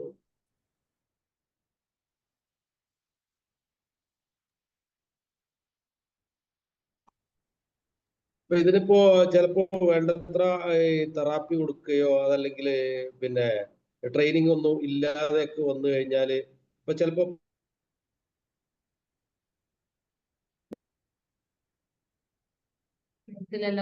പ്രായം കൂടിക്കഴിഞ്ഞാല് അതിന്റെ തീവ്രത കുറയെന്ന് പറഞ്ഞല്ലോ. അപ്പൊ ഇതിന് നമ്മൾ ഈ കൊടുക്കുന്ന ഇതൊന്നും കൊടുക്കാതിരുന്നാൽ ഒരു പ്രായം എത്തിക്കഴിഞ്ഞാൽ ട്രെയിനിങ്ങും തെറാപ്പീസ് കൊടുക്കുന്നതിനനുസരിച്ചിട്ടാണ് എന്തായാലും മാറ്റങ്ങൾ ഉണ്ടാവുക. അല്ല, അതൊന്നും കൊടുത്തില്ല നമ്മളൊരു പ്രായം കഴിഞ്ഞാൽ മാറ്റം വരുമെന്നാണ് ഈ എന്താ പറയാ, നമ്മൾ ചുറ്റും നോക്കിക്കഴിഞ്ഞാലേ മഴയൊക്കെ പെയ്താൽ മരങ്ങളൊന്നും ആയിട്ടില്ലേ, ചെടികളൊക്കെ നന്നായിട്ട് തഴച്ചു വളരൂലേ. നമ്മൾ വെള്ളം ഒഴിച്ച് കൊടുത്തിട്ടില്ലെങ്കിൽ ചില ചെടികൾ വളരുന്നുണ്ട് അല്ലേ. പക്ഷെ നമ്മളത് വെട്ടി ഒതുക്കിയാൽ ആ വളർച്ചയ്ക്ക് ഒരു ഭംഗി ഉണ്ടാവും. അതല്ലെങ്കിൽ ചിലപ്പോൾ അത് കാട് പോലെ വളരും. അപ്പൊ അതുപോലെയൊക്കെ തന്നെയാണ് നമ്മൾ എത്രത്തോളം ഇന്റർവെൻഷൻസ് കൊടുക്കുന്നുണ്ടോ അത്രത്തോളം ആ കുട്ടിക്ക് അത് ഉപകാരം ഉണ്ടാവും. അതല്ലെങ്കിൽ മാറിയെന്ന് പറഞ്ഞാൽ കുട്ടീനെ കൊണ്ട് വലിയ ശല്യമൊന്നും ആർക്കും ഉണ്ടാവില്ല. കുട്ടിയുടെ കാര്യങ്ങളൊന്നും ചെയ്യാനൊന്നും ചിലപ്പോ വലിയ അത്ര കുട്ടിയുടെ ലൈഫിന് ഉപകരിക്കുന്ന രീതിയിലൊന്നും കുട്ടി മാറിയിട്ടുണ്ടാവില്ല. ബാക്കി എല്ലാവരും പ്രയാസപ്പെടുത്തുന്ന സിംറ്റംസ് ഒക്കെ ചിലപ്പോ ഒന്ന് കുറഞ്ഞിട്ടുണ്ടാവും. ഏറ്റവും നല്ല തെറാപ്പിയോ അല്ലെങ്കിൽ ട്രെയിനിങ്ങോ ഒക്കെ കൊടുത്തു കഴിഞ്ഞാൽ പൂർണ്ണമായും ഇതിൽ നിന്ന് മാറ്റിയെടുക്കാൻ കഴിയും, റിക്കവർ ആവോ? ഇല്ല, പൂർണ്ണമായിട്ട് മാറൂല. പിന്നെ ഏറ്റവും നല്ല തെറാപ്പി ഇന്നതാണെന്ന് പറയുന്നില്ല. IEP റെക്കമെൻഡ്, IEP ഉറപ്പായിട്ടും വേണം. അതാണ് ഞാൻ പറഞ്ഞത്. പിന്നെ ഇൻഡിവിജ്വലൈസ്ഡ് എഡ്യൂക്കേഷൻ പ്രോഗ്രാമാണ് ഇവർക്ക് വേണ്ടത്. അത് ഒരു നോർമൽ സ്കൂളിൽ കൊണ്ടുപോയി കഴിഞ്ഞാൽ അത് എത്രത്തോളം അതിനുള്ള അവസരം നമുക്ക് അവിടെ കിട്ടുന്നുണ്ട്. അതാണ് നോർമൽ സ്കൂളിന്റെ കാര്യത്തിൽ ഞാൻ പറഞ്ഞത്. പിന്നെ ഇന്ന തെറാപ്പി കൊടുത്താൽ ഓട്ടിസം മാറും, അല്ലെങ്കിൽ ഓട്ടിസത്തിന് ഇന്ന തെറാപ്പി എന്ന് പറയാൻ പറ്റില്ല. കാരണം ഓരോരുത്തരും യുണീക്ക് ആണല്ലോ, ഓരോരുത്തരുടെ നീഡ്സ് ഡിഫറെന്റ് ആണല്ലോ, ഓരോരുത്തരുടെയും പ്രശ്നങ്ങൾ ഡിഫറെന്റ് ആണ് അല്ലേ. അപ്പൊ തെറാപ്പീസും ഡിഫറെന്റ് ആവും. അല്ലാതെ ഇന്ന പിന്നെ മരുന്ന് കഴിച്ചാലും ഇത് മാറുന്നു പറയുന്നത് പോലെ ഇന്ന തെറാപ്പി കൊടുത്താൽ ഓട്ടിസം മാറ്റാം അല്ലെങ്കിൽ ഓട്ടിസം കുറച്ചുകൊണ്ട് വരാന്ന് പറയാൻ പറ്റൂല. എന്തൊക്കെയാണോ നീഡ്സ് അതിനനുസരിച്ചിട്ടാണ് ഇന്റർവെൻഷൻസ് നമ്മൾ സ്റ്റാർട്ട് ചെയ്യുന്നത്. മാം പിന്നെ അവർക്ക് കറങ്ങണ സാധനങ്ങളോടാണ് കൂടുതൽ ഇഷ്ടമുണ്ടാവുക. ഫാന് കറങ്ങണത്, വാഷിംഗ് മെഷീൻ. എന്റെ കസിന്റെ മോനുണ്ട്. വീട്ടിൽ വന്ന വാഷിംഗ് മെഷീൻ ഓണാക്കുക, അതിനകത്തേക്ക് നോക്കുക, ഫാനിന്റെ സ്വിച്ച് ഓഫ് ആക്കി ഓണാക്കി ഇടുക. ഇങ്ങനെ കറങ്ങണ സാധനങ്ങളോട് കൂടുതൽ ഇൻട്രസ്റ്റ് ഉള്ളത്. അതെന്തുകൊണ്ടായിരിക്കും? അത് എന്തുകൊണ്ടാന്ന് അറിയില്ല. ഞാൻ പറഞ്ഞില്ലേ, ചില ഒബ്ജക്റ്റിനോട് പ്രത്യേക താല്പര്യം ഉണ്ടാവും. ഇപ്പൊ കാറാണെങ്കിൽ ഞാൻ പറഞ്ഞില്ല, ആ വീല് കറങ്ങുന്നതാ നോക്കുക, ഫാന് കറങ്ങുന്നതാ നോക്കുക.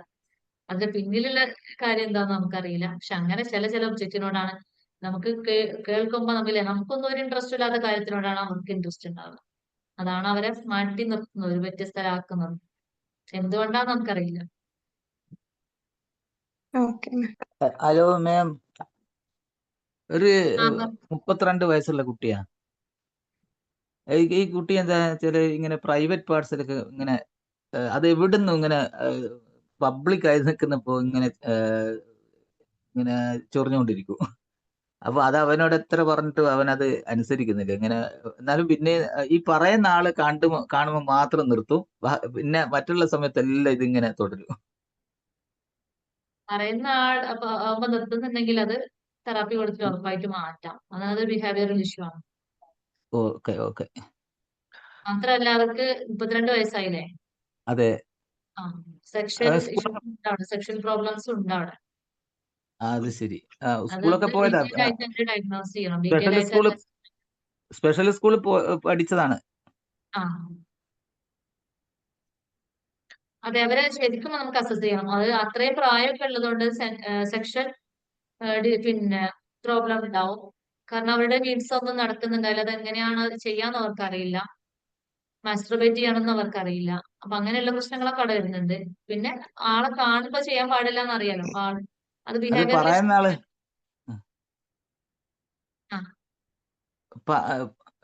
ഇങ്ങനെ ചെയ്യാൻ പാടില്ല എന്ന് പറഞ്ഞ ഇപ്പൊ ഇവരെ അച്ഛൻ അമ്മ ഒക്കെ അങ്ങനെ പറഞ്ഞു. അപ്പൊ അവരെ ആ മുന്നിൽ മാത്രം ചെയ്യൂല, ബാക്കിയുള്ള റോഡിൽ നിന്നോ ബസ് സ്റ്റോപ്പിലൊക്കെ ഇതിനെ ഇങ്ങനെ ചെയ്തോണ്ടിരിക്കും. അതാണ് അത് ആദ്യം അവർക്ക് ശീലമായി പോയി. ഇപ്പൊ അതൊരു ബിഹേവിയർ ആയിപ്പോയി.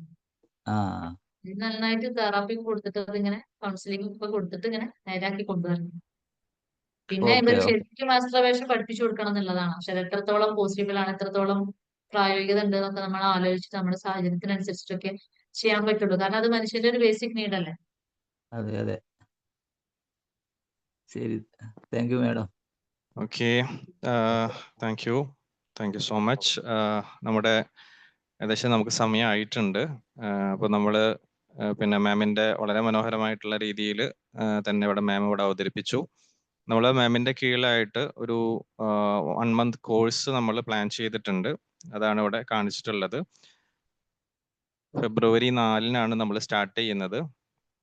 അപ്പം അതിൽ ഇത്രയും കാര്യങ്ങൾ നമ്മൾ ഈ ഒരു സിലബസിൽ ഉൾക്കൊള്ളിച്ചിട്ടുണ്ട്. 8 സെഷൻസ് ആയിരിക്കും ഉണ്ടാവുക.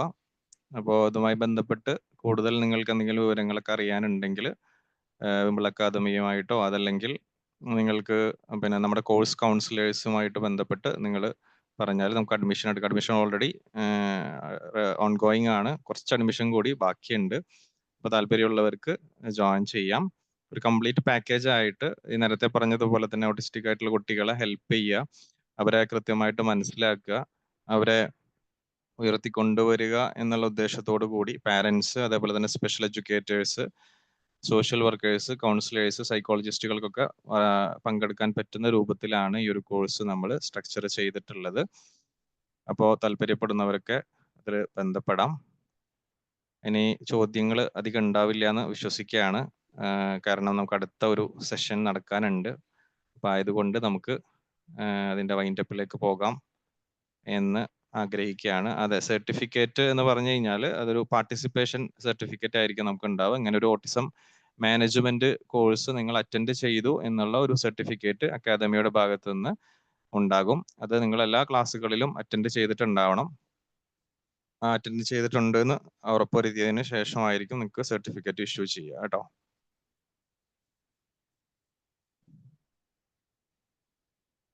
വേറെ എന്തെങ്കിലും ടൈമിംഗ് ഒന്ന് പറയുമോ? ഓക്കെ, ടൈമിംഗ് എന്ന് പറയുന്നത് ഒരു മാസമാണ്. അതിൽ 2 ദിവസമാണ് ക്ലാസ് ഉണ്ടാവുക. Tuesday and Saturday. Time 8:30 to 9:30 ആയിരിക്കും ഉണ്ടാവുക കേട്ടോ. ഓക്കെ. അപ്പൊ അതിൽ ഹിസ്റ്ററി ഓഫ് ഓട്ടിസം, അതേപോലെ തന്നെ സെക്കൻഡ് എന്താണ് ഓട്ടിസം, അതിന്റെ ടൈപ്പ് ആൻഡ് കോസസ്, പിന്നെ clinical features and diagnosis, history taking, problem identification, management of autism, activity analysis, virtual autism and classical autism. ഇങ്ങനെയായിരിക്കും നമ്മളതിൽ പ്രധാനമായിട്ടും ഇത്തരം കാര്യങ്ങളായിരിക്കും കവർ അപ്പ് ചെയ്യുക.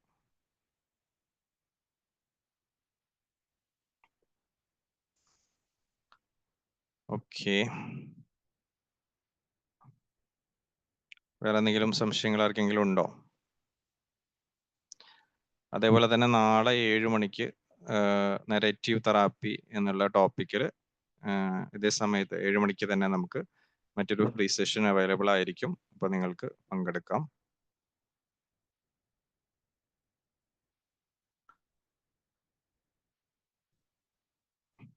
അപ്പോൾ നമുക്ക് വൈൻഡപ്പ് ചെയ്താലോ ഷഫീദ മാം?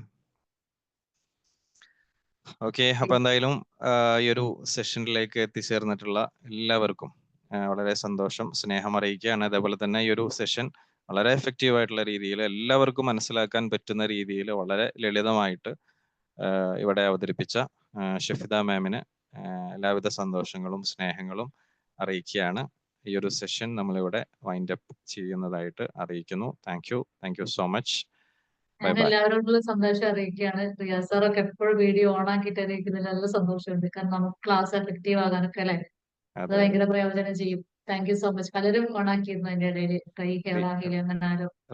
എല്ലാവരും സംശയങ്ങൾ ചോദിച്ചു. ഇന്നലെ ഉണ്ടായിരുന്നു. എന്നാ ഞാൻ എടുത്തു പറഞ്ഞു, സംശയങ്ങളൊക്കെ ചോദിച്ചു, കുറച്ച് ഇന്ററാക്റ്റീവ് ആക്കി. Thank you so much. Thank you all. Bye bye.